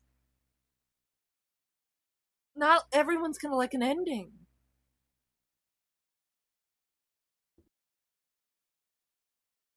Canon divergence. To come into their house and bitch about where they keep their cereal. Since scripting, because if this was the response to me sharing my work, I'd take it down. If you can't be responsible and respectful, then you don't get to have the toy anymore. If you participated in this, or sent them death threats, or were shitty, or made excuses, fuck off. Another particular issue is that some of you are forgetting another age-old adage. Cosplay isn't consent. Video, yes. Because we're waiting for this one video to download. If it doesn't download, what I'm going to do is I'm going to take the link and put it into the browsing tab that I have so we can watch it. So it better fucking down. And I don't know why you young people think you're allowed to do it. Everyone is talking about cosplayers that walk around in bondage gear and that moan during photos and ask for sexual pictures. Yeah, you don't get to do that. The reason you don't wear kink gear or perform kink in public is because the people around you didn't consent to it. I didn't consent to your weird BDSM shit at MomoCon, so you don't ask them to say lewd shit.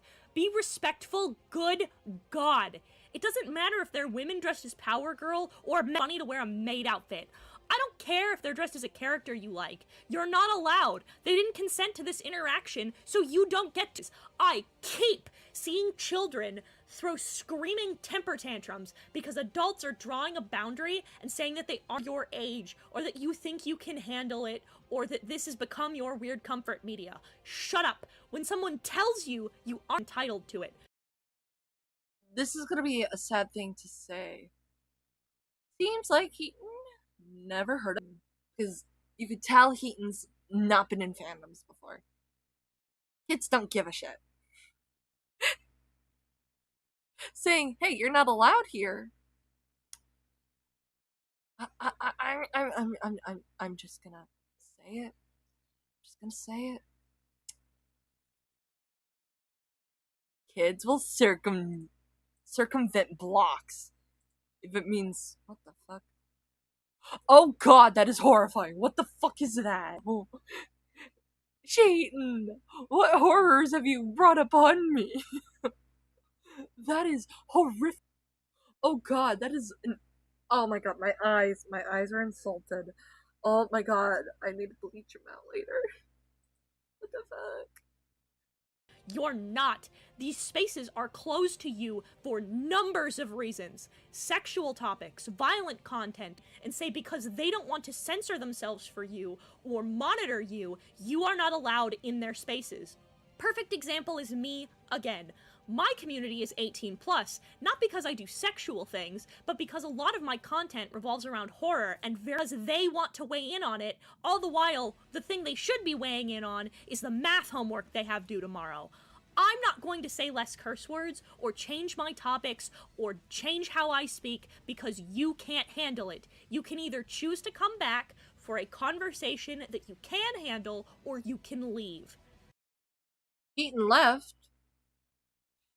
after getting backlash. Oh, the stupidity is worse by the second. You forget how stupid he is.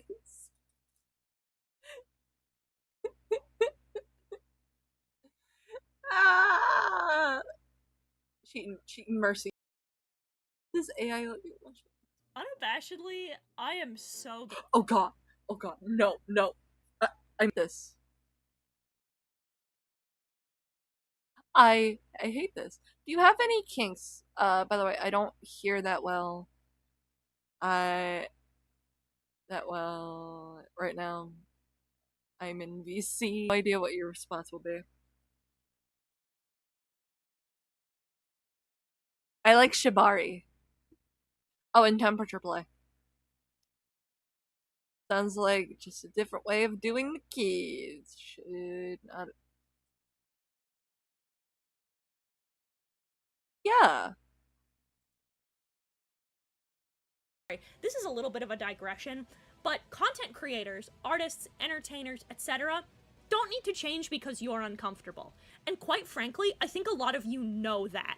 However, if something pushes a boundary or deals with a subject matter that triggers you personally, or even something that just squicks you out or makes you uncomfortable, the person making it doesn't have to change what they're doing. I have my own beefs with certain subcultures. To make those Yap Session videos. I'm going to go into those people's comments and DMs. So hard to get everyone else to change when it was your friends or you. When I uploaded that video, I was like, what the fuck is this? Also, it's not from the island, it's legal, don't worry. Oh no, it's okay. I was just saying shit, cause haha, it's weird.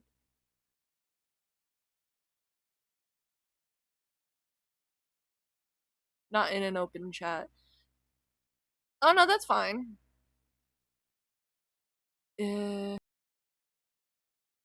Hallelujah. Is your responsibility. We're gonna finish this not because I have 3 mine. minutes left. If you can't handle something, leave and come back for something that you can handle. And finally, I have something to say for adults. I took your side that kids aren't entitled to adult spaces. And that's true, and I stand by it. You know what else we need to discuss, though? We're talking about you two. You're catching these hands. I am so fucking tired of adults joining a fandom meant for young children and turning it into. Why are we talking about pop hoods and daycares? What the fuck is wrong with you? You're the one who wears the pop hoods at the daycare. But credits to Crumble Buns. Some of you are sitting there going, oh, you can just say bronies. You know what? I don't just mean bronies. Dog, I think women my age did to My Hero Academia what men my age did to My Little Pony. Some of you sit around smut. Okay. You know what's ironic about this? You know what's ironic? On Sheetan's channel, there's a video, right?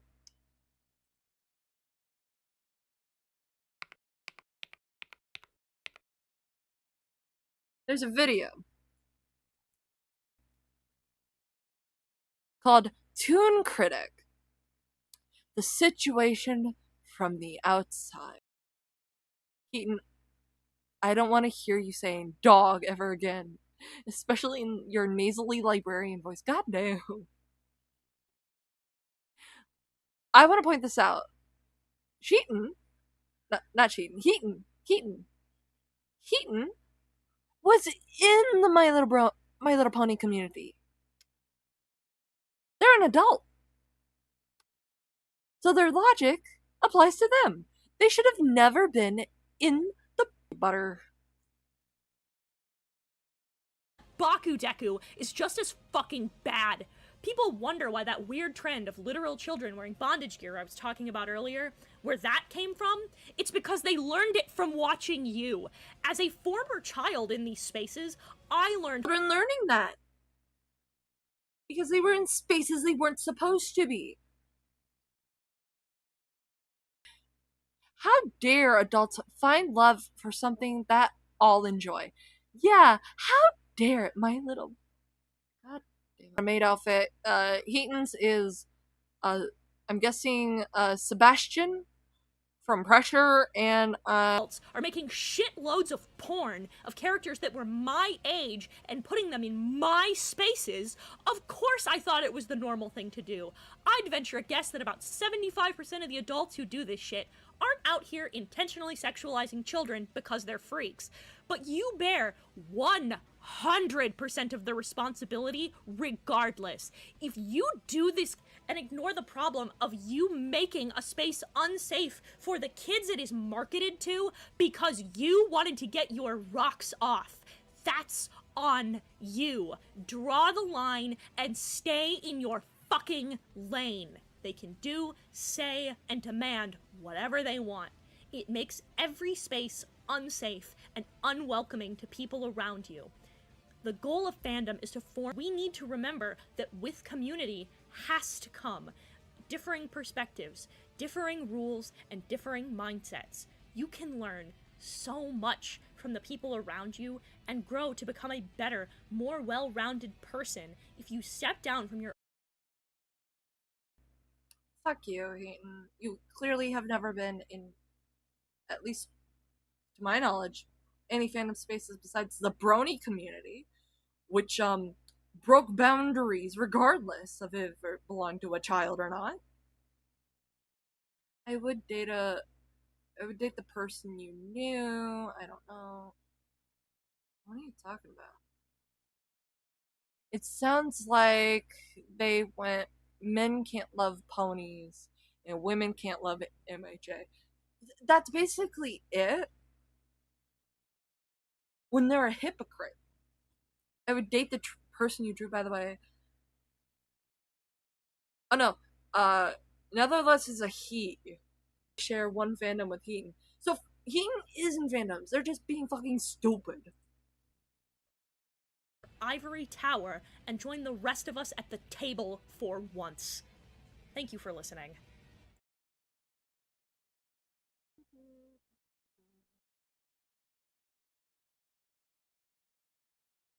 And that was that one Heaton video. Hello, Harper Glitterheart. Just here to say, wish you a good day. I'm gonna go back to work on my whips. I'm still not done with. Okay, good. Okay. You can have me on as background if you like. Netherless would really appreciate the sentiment. That just means I'm doing a great job with the art. So, for our final video that we're gonna have, an animal. This one's called the foulest brony of all time.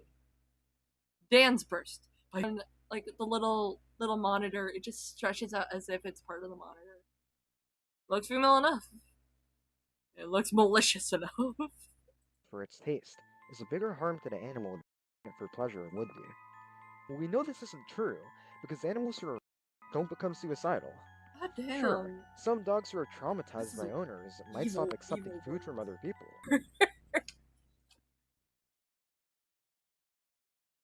Italian jump scare. I that's not intentional. That happy accident. I like it.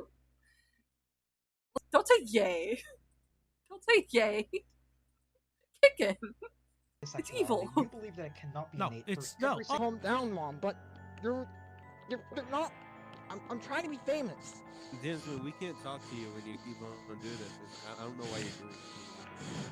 I'm doing this because my mother is in the room with me right now, and she's not letting me film my video. For a grown-up or teenage male fan of the animated series What My was Little the Pony. Pony censored. Copyrighted. Okay. Are we safe? Keeps using the word axiom to feel smart. And I agree with the consent axiom applied to humans. I'm telling you the result of the deductions of my moral axioms, but I haven't told you the axioms. Yeah, no one's gonna judge you. A lot of us are freaks. But don't worry about it, like, showing up in YouTube, the YouTube VOD. Most likely, keep it. It'll just be gone for a while. Safe? With dancers? Never. Oh, no, I was talking about, like, copyright and stuff. that I'm starting from. So can I tell you the axioms that I'm starting from? First, we can talk about what axioms we should be starting from, then we can talk about what we can deduce from those axioms. But Dansburst isn't just a delusional intellectual, he's dangerous. I believe it's severely and very What is this? Oh, this is just evil. We have we have a fox. We have whatever the fuck, the Joshua Moon profile picture with the English crown jewels, the #1 kiwi. Badger, what is it?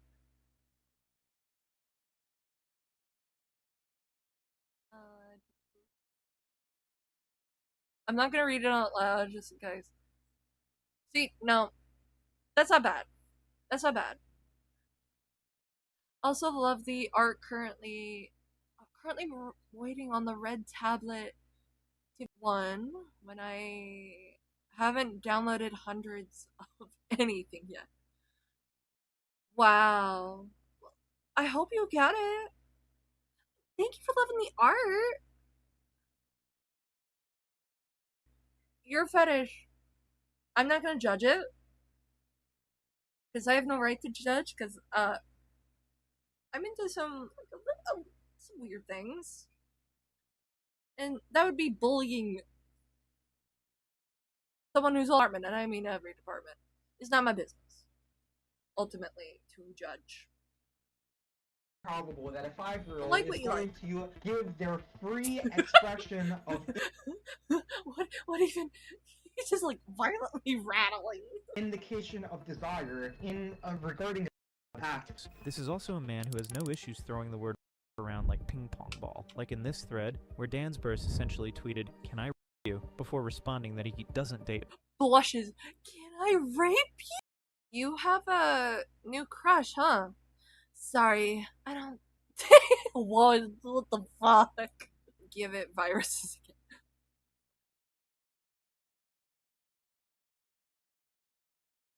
Viruses?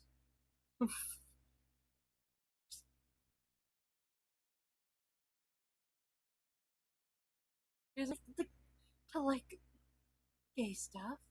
What's going on? The most evil fucking tweet.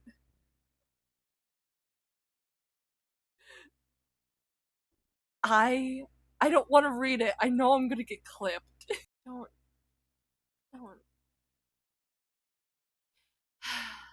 Blushes. Can I rape you? You have a new crush, huh? Sorry, I don't date blacks. Not even the censored ones. That's how strong my willpower is. Blacks, What? not even the real ones. Here's another. Oh my god. That's what it said? God damn. Convicts him. Just in Defender. He believes that punishment for pedophiles is nothing but a political agenda and a ruthless, senseless violence against people who question and technically go by their own rules of consent. And as if that isn't nauseating enough, he also defends in long YouTube videos full of half-witted garbage. Dansburst refers to children as folds in a magical My Little Pony land called Orgy for kids. No, harems are not orgies. Harems are groups of women and or men who are all in a relationship with a non-married individual. Or used to have harems, sorry.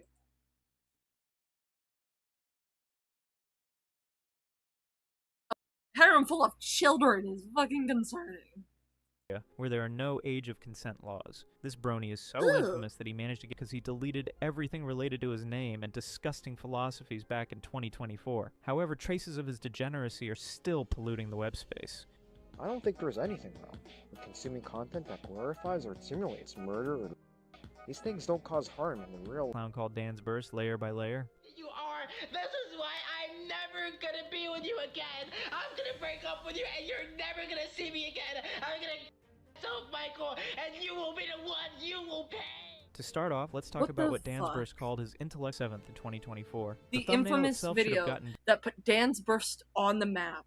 Oh god, I had to pause on the one where he looks like a crack addict. Dansburst in deep legal hot water because it featured My Little Pony characters and suggestive positions with Oh, animals. For fuck. Dansburst, this was a legitimate academic discourse. His argument was centered around 2 points, zoo being wrong and zoo being illegal. I'm going to be arguing against two illegal. What is this? Let's start with the first. This is Dansburst, Max. Dansburst Studios, for those who don't know. Hang on.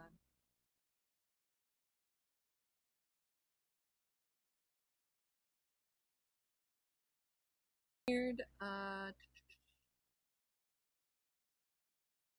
gonna put back on the evil content. The video was a response to a furry artist named Tibbles. The canine. This video was a long time in the making. I started it like a month ago, at first as a response to her role in the El Money drama. But after I looked wave of the dogmatic crusade against his view, Dansburst, being the brave intellectual warrior he is, tried to debate Tibbles on this topic and quickly got blocked because, you know, normal people wouldn't think to debate whether animal is ethical. Most people would have accepted defeat and moved on, but Dansburst didn't let it go. He needed the world to hear his arguments, so he spent weeks crafting his 25-minute manifesto. Dansburst's first unsettling argument is this: if you're willing to eat animals, you should also be willing to have with them. Because apparently in What the Dansburst's fuck? mind, these two That's things like a are vegan morally argument. equivalent. a lot of anti-zoo think that animals. His argument. I'm having steak tonight. That doesn't mean I should rub myself against like that animal. It just means I really, really like the taste of a nice, yummy steak.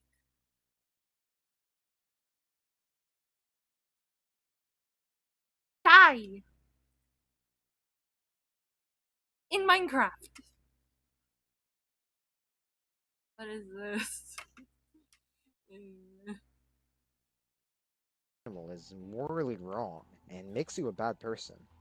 And people have, of course, asked them, why is that even Compared eating meat of animals, suggesting that if you're fine with one, you should be fine with the other. And this sadistic opening was only the beginning, as Dansburst continued to spit more of his intellectual drivel. He claimed that humans still hunt and eat animals despite having an abundance of tofu. And this behavior— Okay, the tofu thing. Tofu doesn't. You can't get tofu readily anywhere. You have to go to like the specialized diet section of like some grocery stores. And even then, there's like a limited selection. Because a tofu is not gonna taste like a nice succulent than the one about it. Than this one about animals. I think both are gonna be talked about. But what if this weren't true? Here's my main claim. Even if all humans had readily available 100% nutritious foods, they enjoy the thrill of the hunt. It turns out that this is all we need to deduce that zoo is not immoral. His logic is so painfully dense that you could have a migraine trying to understand him. But here's a breakdown of the message Dansburst was trying to pass across. He's essentially arguing that because humans are omnivores who eat meat, and because we place human desires above animal welfare when it comes to food, and then we should also place human desires above animal welfare. And in a similar way, this selfish law could also apply to humans with desires towards animals. Going by this logic, Dansburst was basically saying that craving hot dogs was on the same moral compass as a dog. In fact, it got to a point where he straight up claimed that animals was much worse than them. We know pleasure over an animal's life. An animal for its taste is a bigger harm to the animal than This for is some pleasure Isaac would be. Bloom's ass law. Dansburst reasoned that animals that are don't become suicidal. This is what passes for philosophical reasoning in Dansburst's world. Some say that non-mutilated would somehow traumatize an animal so much that it would be worse than killing them. We know this isn't true, because animals don't ever truly know if they're being emotionally. To prove his nonsensical point, Dansburst had to use a traumatized dog as an example, stating that although such a dog might refuse to accept food from its assailant, the dog is room is it? Or too close to the bowl. I grew up with a dog. He was the sweetest boy. But he was a rescue. He refused to touch the food bowl. If you're standing too close to it, you have to physically walk away from the... He also loved table scraps. And he hated Nerf guns. Because they looked... To him, it looked very similar. Because that's his trauma. Depression in dogs is a thing. They get depressed when they're traumatized.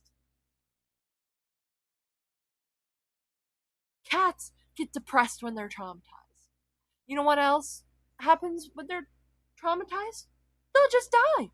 I'm saying this as someone who loves rescue dogs.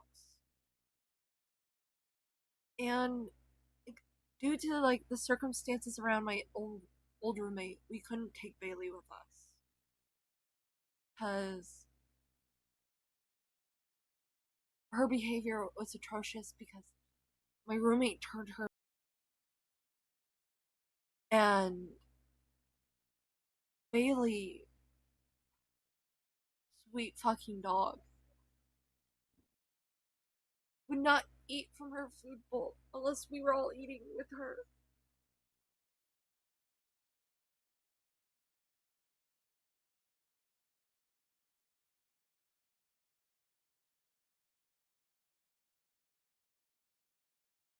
I'm sorry.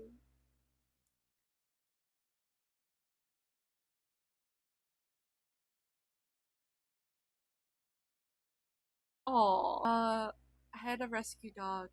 He would freak out if I had to leave.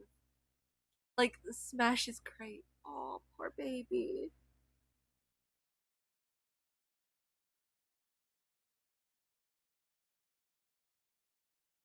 I'm sorry, I'm gonna mute real quick and then continue this video. Hurt emotionally. Sure, some dogs who are traumatized by owners might stop accepting food from other people, but this is because of fear and lack of trust in people. If you leave food in an empty room with them, they're gonna. All non human species value reproduction first, then life, and then avoiding pain, in that order and without exception. Barring self sacrifice to save their young, there hasn't been a single documented case of pet animals or wild animals committing suicide.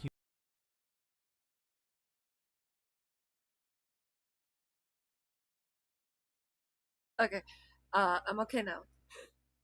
Sorry, I just really miss my dog. She's a good girl.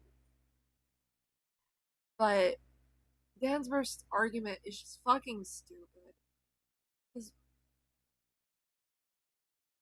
And Dansburst saying, oh yeah, the animal is not suicidal if it eats from the bowl after you leave. It's stupid. Absolutely stupid.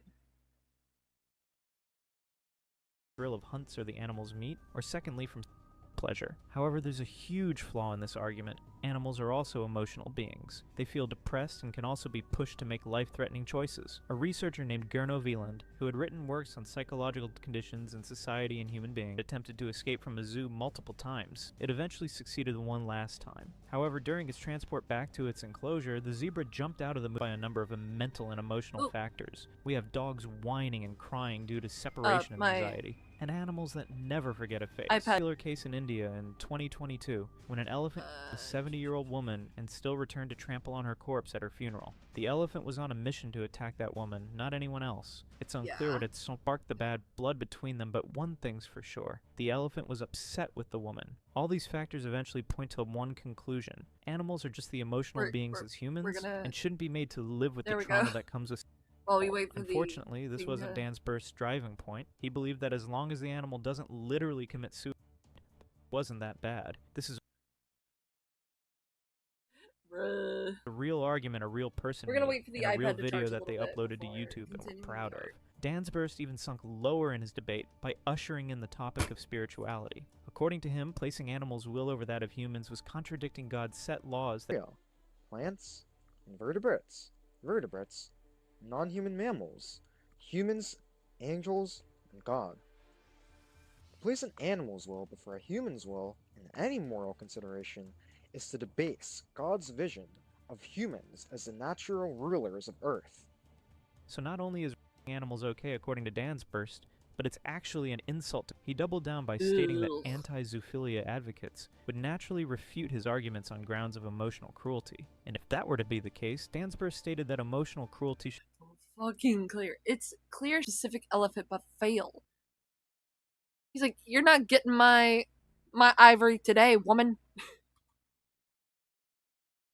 case is more cruel, it should be given less weight. I don't think emotional cruelty should factor into morality assessments at all. But when it's convenient for his argument, suddenly consequences are all that matter, and the psychological trauma inflicted on a living creature is irrelevant. Throughout the video, Dansburst... Yeah, that's because he's not wanting the punishment to be equal, because that would mean he would. Because when consequences are applied to him, no, guys! The animal can consent, actually. You guys are. Fuck you! You should be punished.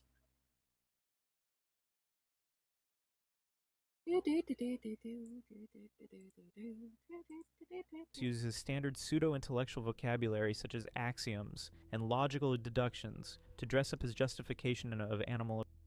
To the surprise of no one in particular, the video was not well received. It gave it a thumbs down, while 17 morally conflicted people liked it. Regardless of the undeniably sad thumb-ups Dansburst received, the comments were largely against his favor. This is disgusting. Animals can't consent. It was glaringly obvious that his video was perceived as a junkyard. But did Dansburst take this as a sign that his arguments were made of horseshit? Of course not. Instead of deleting it like a normal human being, he doubled down and started responding to comments. First, he mentioned a commenter for disagreeing on the topic of animal consent. In his words, it's irrelevant to morality assessments whether they can disagree with him conformists. I'd rather be. It's irrelevant because I want to fuck the child. It's irrelevant because I want to fuck the animal. Die in Minecraft. In the Nether portal.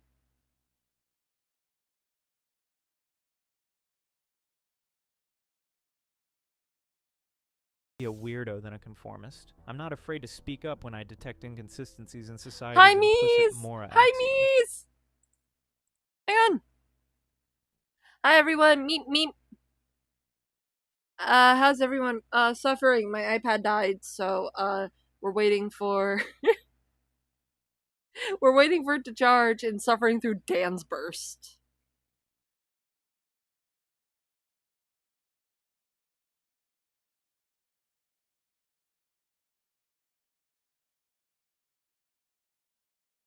First words were sending a message of superiority, as if he was declaring that he wasn't wrong and people misunderstood him because he was more enlightened than them. His case eventually descended further down into the wells of stupidity, when he later engaged in a hot debate on the same topic with another YouTuber named Hunter Avalone. Hunter is a lolcow and political commentator on place on August 22nd, 2024. Dansburst brought his usual encyclopedia of their deranged philosophies, as well as the confidence of a man who would walk around. Axioms. Vosh is a consequentialist. I want to know how you describe yourself. Meanwhile, Hunter came prepared with actual moral philosophy, but he still managed to floor Dansburst in the debate. As usual, Dansburst opened the floor by asking Hunter his basis of morality for his anti-zoophilia stance. I'm asking moral. Hunter responded by highlighting the risks of contracting diseases. Because it's first of all, do you believe it brings negative consequences for humans? Do you believe it can raise the risk for there's risk. Yeah, there's disease risks risks for humans. Okay, there are risks of diseases for humans. Not even STDs necessarily. However, there are diseases that can be passed from animals to humans. And he also pointed. There's nothing to. Hold on. Stop.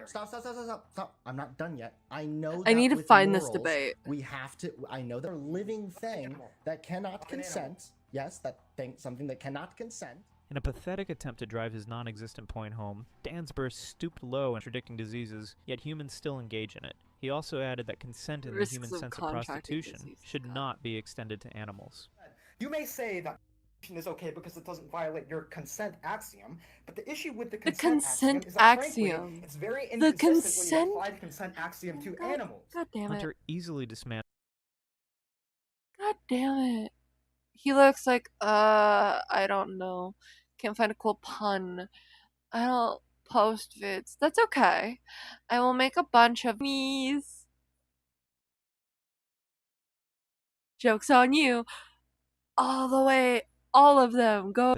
Citing that some people choose prostitution for emotional and personal reasons. This, in itself, proved that there was some level of consent involved. Most people are not just like, hey, I want to prostitute today. They're usually that way because they have reached some kind of a bad place in their life. The argument hit a tough spot for Dansburst when he started yapping about how people get into OnlyFans because it's useful to them. Right, but what about OnlyFans people who do it because it's a good living for them? There are some of them who are pressured into it, but some other of them also do it because they find it useful to them, they are not seriously traumatized by the work, etc. What Dansburst hadn't realized was that this particular point worked in Hunter's favor, because it revealed that people still engage in without realizing it, and his stupidity eventually cost him the debate when he backtracked and told Hunter that the whole prostitution thing was totally unrelated. But I don't see how this relates to my debunking of the consent axiom. You just brought up the prostitute thing. Yes, I brought up the Burst had lost the argument long before it even started. The whole debate was full of him yapping and contradicting himself. Meanwhile, Hunter, to his Oh no, that's fine, Harper. I think I sometimes have to cover things I don't like, but I like to sprinkle in topics I do like. You know, as a treat. I hope I make sense when I say that.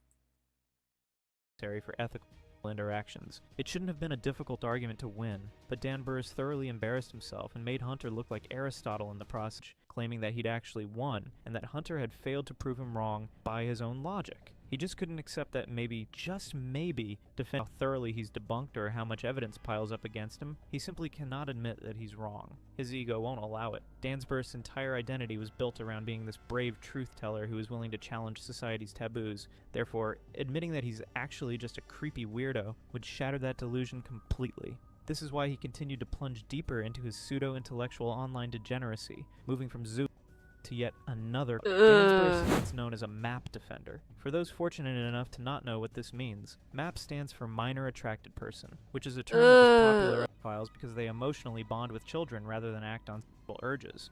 In fact, the biggest issue is not the part of it. Imagine that you can't. There's nothing you can do with it. They even tried to infiltrate LGBTQ spaces, claiming they deserved acceptance and representation just like gay and trans people. However, the members of the community rejected this immoral class. However, Dansburst wasn't amongst the vast percentage of people who rejected this group of people. He'd once claimed that he wasn't a minor attracted person himself, but that didn't stop him from being their most vocal defender. Using his platform, Dansburst made multiple posts defending MAP rights and arguing that society's treatment of pedophiles is unjust. He once got upset when Identifies with pedophiles because he is a pedophile.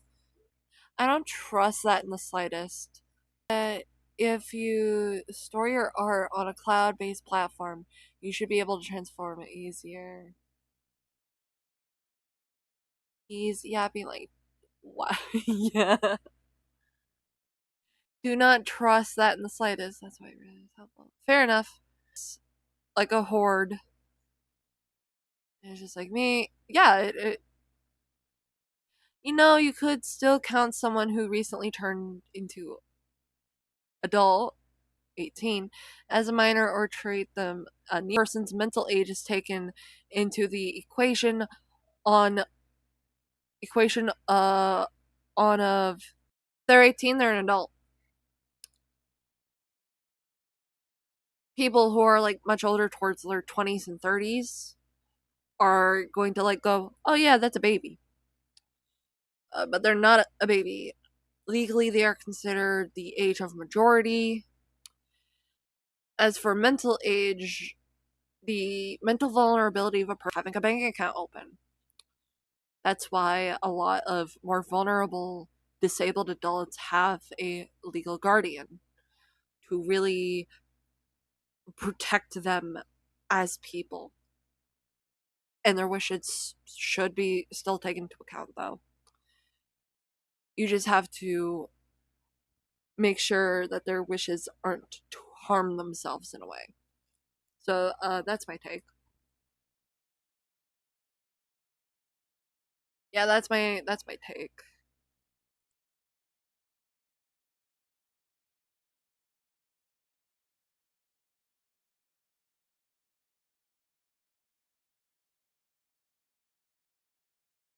Will just make sense.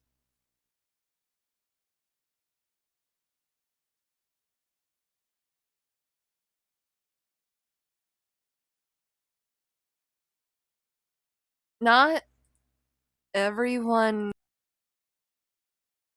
I do that as well. I'm sorry, I'm just reading the chat. Against people with a different orientation about consent. As if that wasn't telling enough, Dansburst also defended a notorious web artist named Shadman. This is what he wrote about Shadman, defending his alleged child.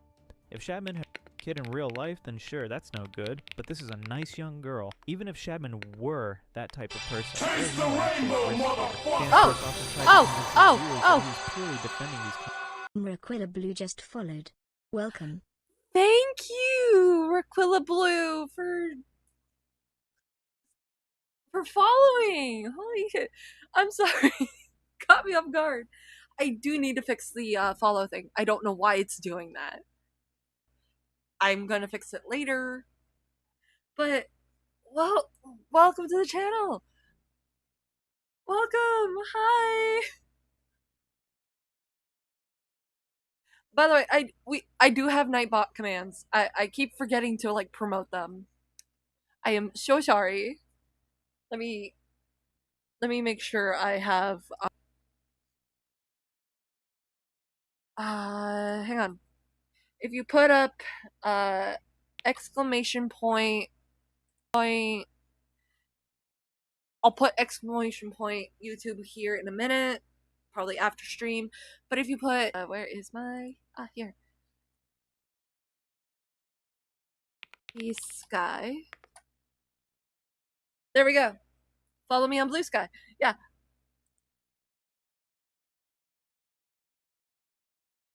My name is Vissla Gray. I am a horror porn creator and horror VTuber on both YouTube and is that Dansburst on the screen? Yes, that is. Dude, did you? I gave up and went back to like the old settings because it was dying on me every fucking time. I don't know why.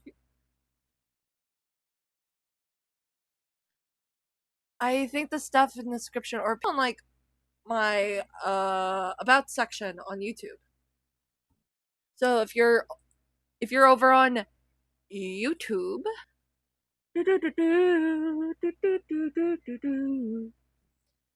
so if you're over on, and then you see the little click more, it tells you who I am, as well as a lot of my socials. Yeah, I have linked Ko-Fi, Patreon, Throne, Newgrounds, Twitter, Blue Sky, my Tumblr, Straw page where you can send me anonymous. I also blame your multi-streaming. Thanks, Yen. You Faraday cage. We will get you out of the Faraday cage. Yeah. On Twitch, I'm working towards getting Twitch affiliate, which means I'll be monetized over on Twitch, but I'm also working on getting YouTube partner on YouTube. For YouTube, it's a little harder.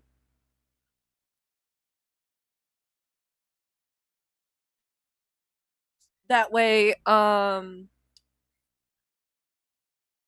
you need like 1,000 subs on YouTube for but if you want to like monetarily support me, you can support me over on Patreon. You get exclusive art and stuff there. Last month I posted the Devil May Cry Dante body pillow.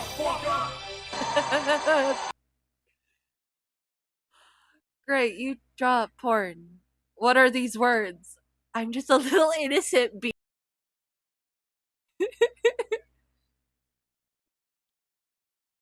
Yeah, Yen is here. Yeah. But one of my goals when I'm monetized is I'm able to like get a streaming setup up. I need to change the name on that account. It's old as fuck. Yes, it is. You can also commission me for a lot more naughtier work. Wink, wink, nudge, nudge. Just DM me. Yeah, just go ahead and do it through Ko-Fi. But in DMs, I'm going to like make a custom invoice for you. I'm just letting you taking forever. I'm sorry.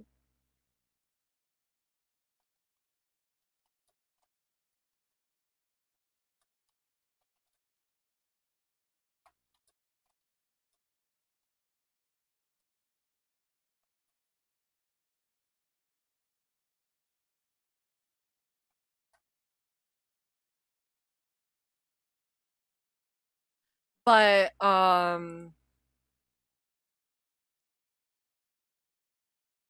it like something insert something boyfriend to death related here, I guess.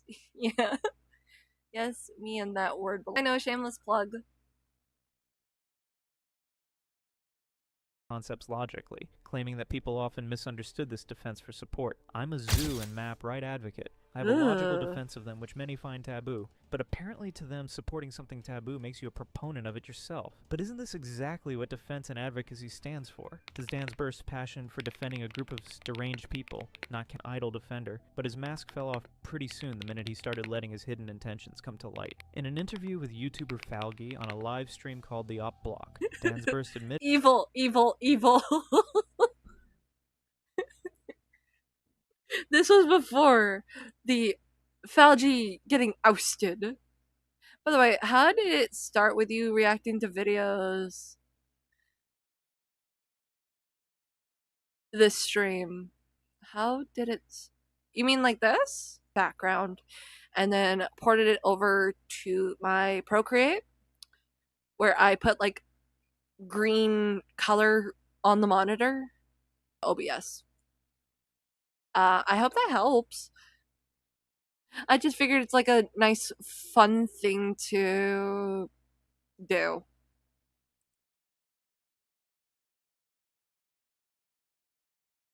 he wouldn't be opposed to dating a minor. You stated to me in DMs you would not be opposed to dating a minor. True or false? Rare True or false? True or false? I have the DM. I'll pull it up. I'll pull it up. Okay, sure, true. I'll pull it up. True. Oh. When asked why he would feel comfortable doing that, he literally explained that a fraction of children possess more maturity levels and Because I don't believe that they're subhumans. Most of them have different interests and different maturity levels to me as individuals, person in that way. I judge based off of the individual and not based off of in-groups. At this point, it was clear that this brony was a and a map supporter through and through. Dan Spurs never missed a chance to back up his community with his nonsensical arguments. He tried to level the playing field by claiming that is the So you believe that pedophilia cannot be a sexuality. You believe that it cannot be No, innate it's for no. every single Oh, if you want me to be very real, pedophilia is not a sexuality. It is quite. I believe it can be. That's okay. Then there exist individuals for which it is a sex. Despite losing this argument, Dan Spurs claimed that a 5-year-old can consent to I believe it's severely and very improbable that a 5-year-old is going to give their free expression of indication of desire in regarding the act. And as if that wasn't revolting enough. I think that because people are individuals, there exists at least one minor who is mature enough. Wood chipper. Wood chipper. Wood chipper. Thus is how kicking is free. To make that decision.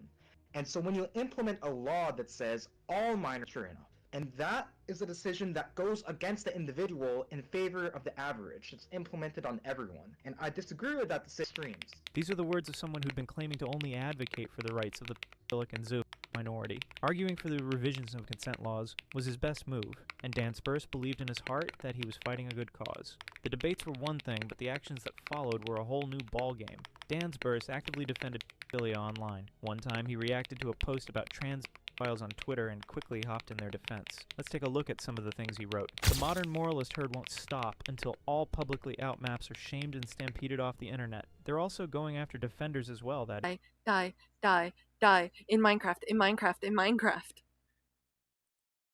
In World of Warcraft. In a video game, in a video game, in a video game. Evil.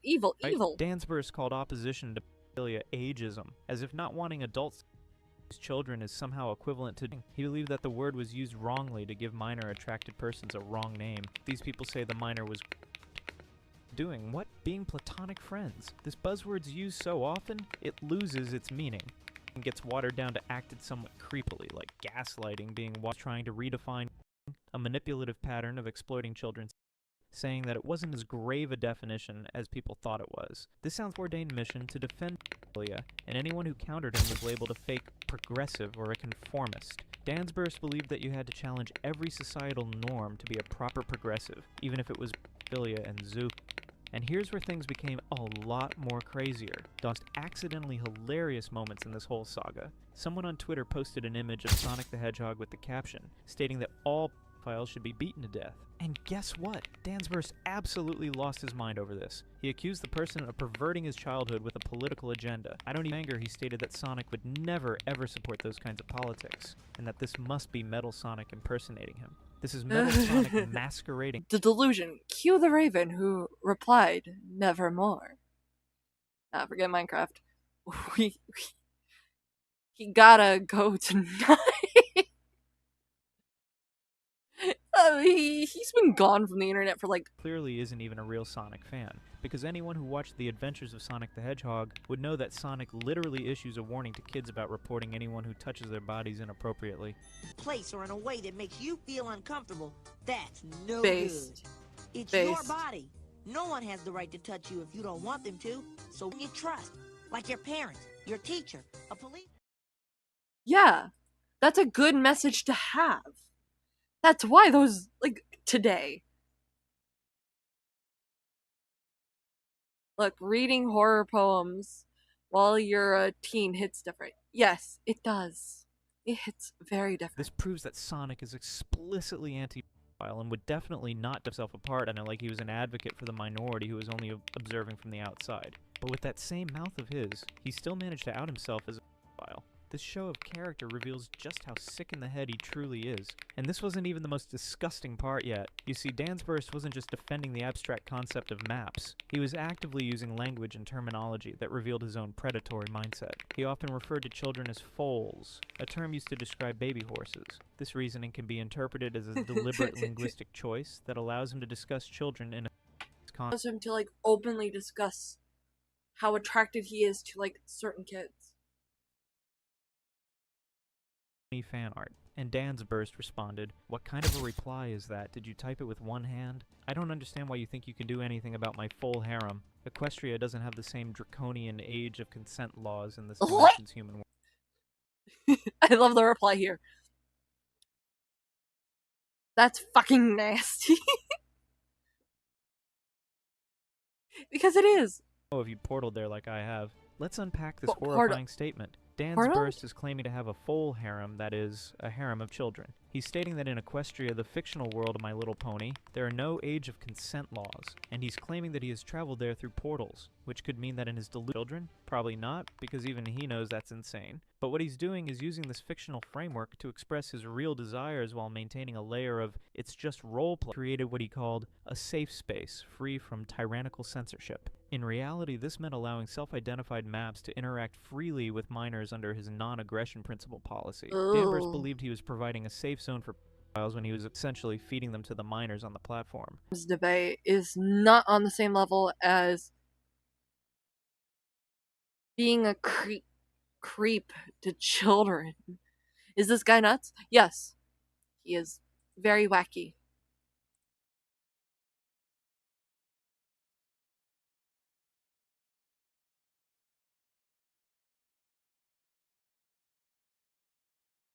Mounting, the controversies were escalating, and Dansburst's What carefully constructed charges facade of being an intellectual defender of the marginalized was taking a big blow to the gut. What started as a bizarre pony roleplay had evolved into... Okay. We are going to be right back? Yeah, right back. Insert... Sorry, I had to be evil for a moment. Oh, and one thing I can do, once I'm monetized is, actually commission stream overlays. Strong enough laptop for it. A Life 2D model. I'm going to, find...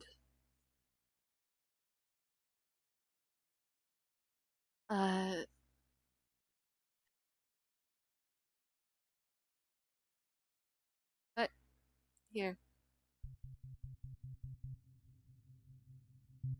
I'm gonna play.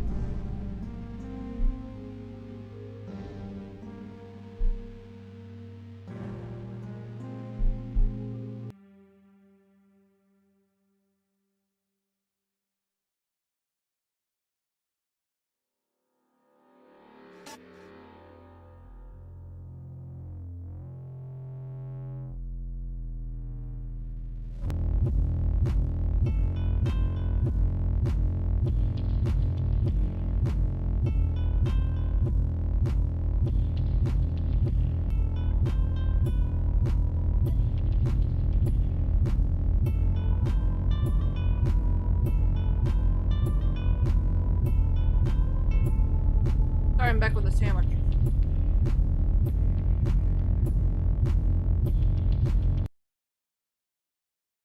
I got a sandwich in me. Where I have VTuber milk.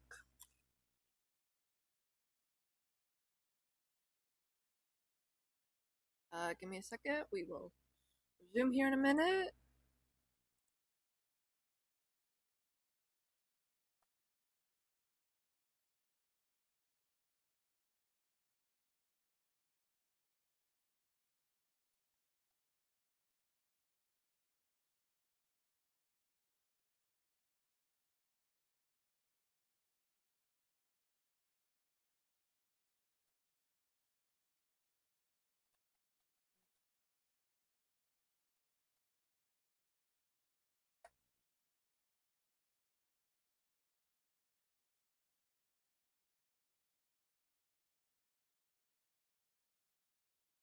Okay, back here.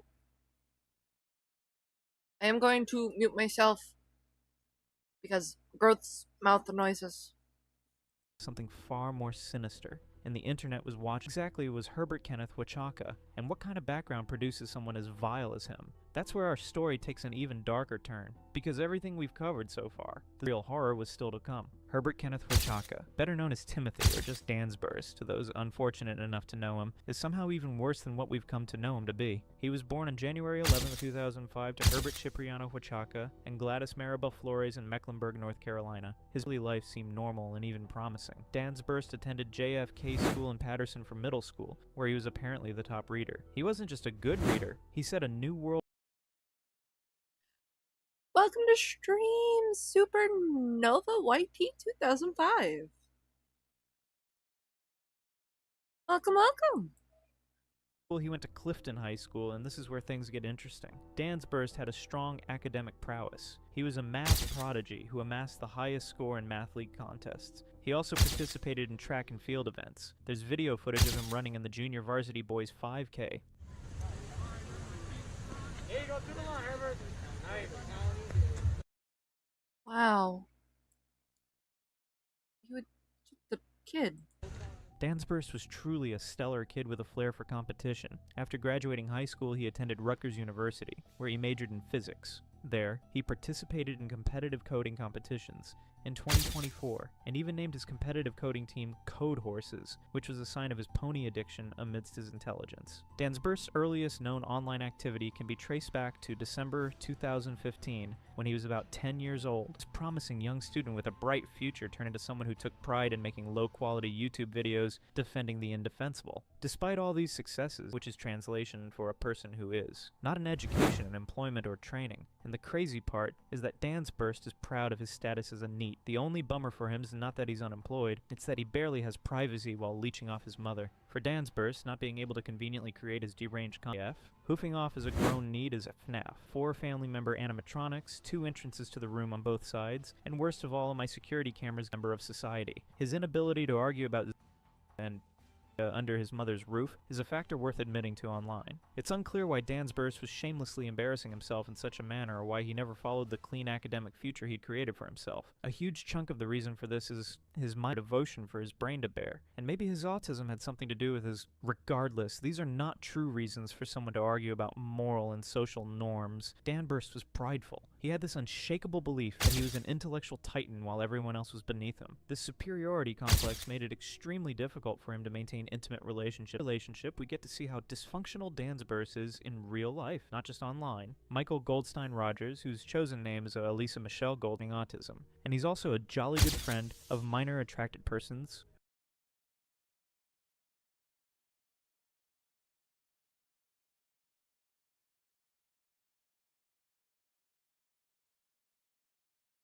I think. Hang on, let me get my pen.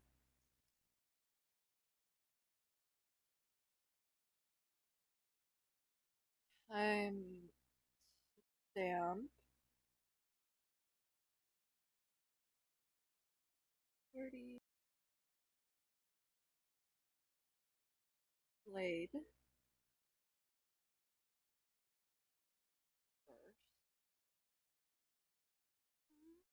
Video. Okay. I went ahead and wrote that down. And if you haven't already, please like, subscribe, even say pretty much anything as long as it's not like against TOS in the description over on YouTube. Otherwise, you can subscribe to me here or follow me here on Twitch. I am working towards getting both Twitch affiliate and YouTube partner. So every one of you, every sub and every follow is really appreciated. Because once I hit partner and or affiliate, it allows me to A, be monetized,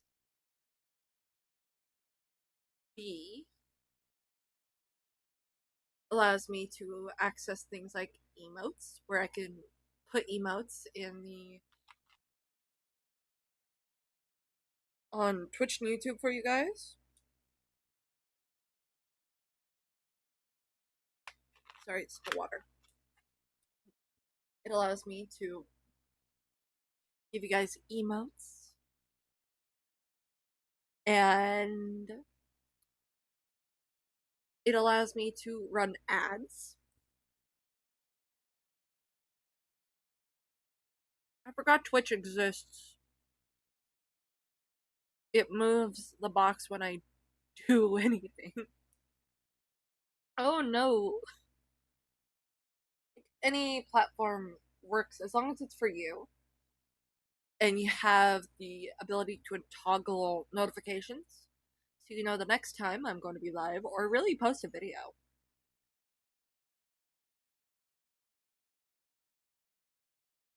We will just subs, no DOMs or switches allowed.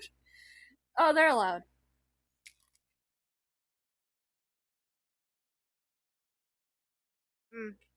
Give me a second. But it lets you know when I'm going to be live next. We will pick up this video from the timestamp we're ending it on.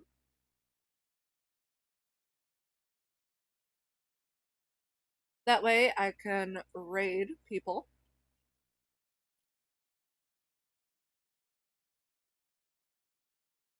Let's see, who are we raiding?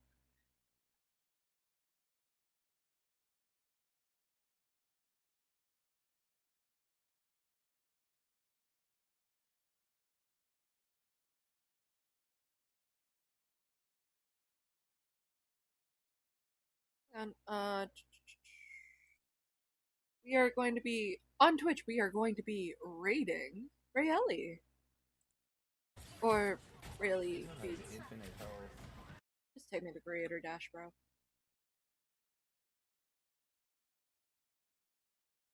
We're gonna pop over to Stream Manager, and I'm gonna set up that raid. I cannot raid quite yet on YouTube, so I'm just gonna end it on YouTube.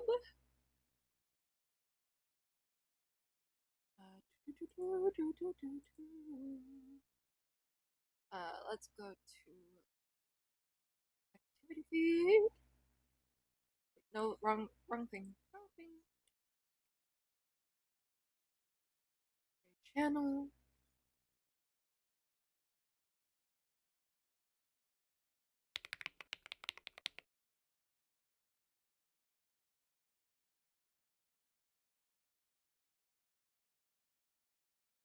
We're gonna start the raid over on Twitch, but go ahead and show Rayeli some love. Thank you so much. We're gonna go ahead and raid that there. Otherwise, here on YouTube, thank you so much. I have YouTube subbed. I'll probably be trying to catch up on 30 episodes of a thing, and that's added up with different series. It's been nice, even if that bot didn't like me. Yeah, I gotta bully it now. Thank you so much for coming. I had a bot tag me in others. I don't know. I don't know. It's a YouTube thing. It likes being mean. But we will pick this up hopefully on Monday. And hopefully we're gonna have that Devil May Cry charity stream coming up. Thank you so much. Let's go ahead and here, close that.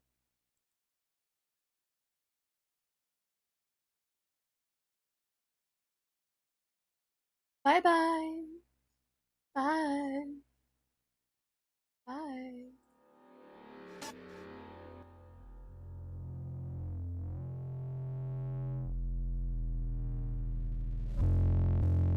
Bye.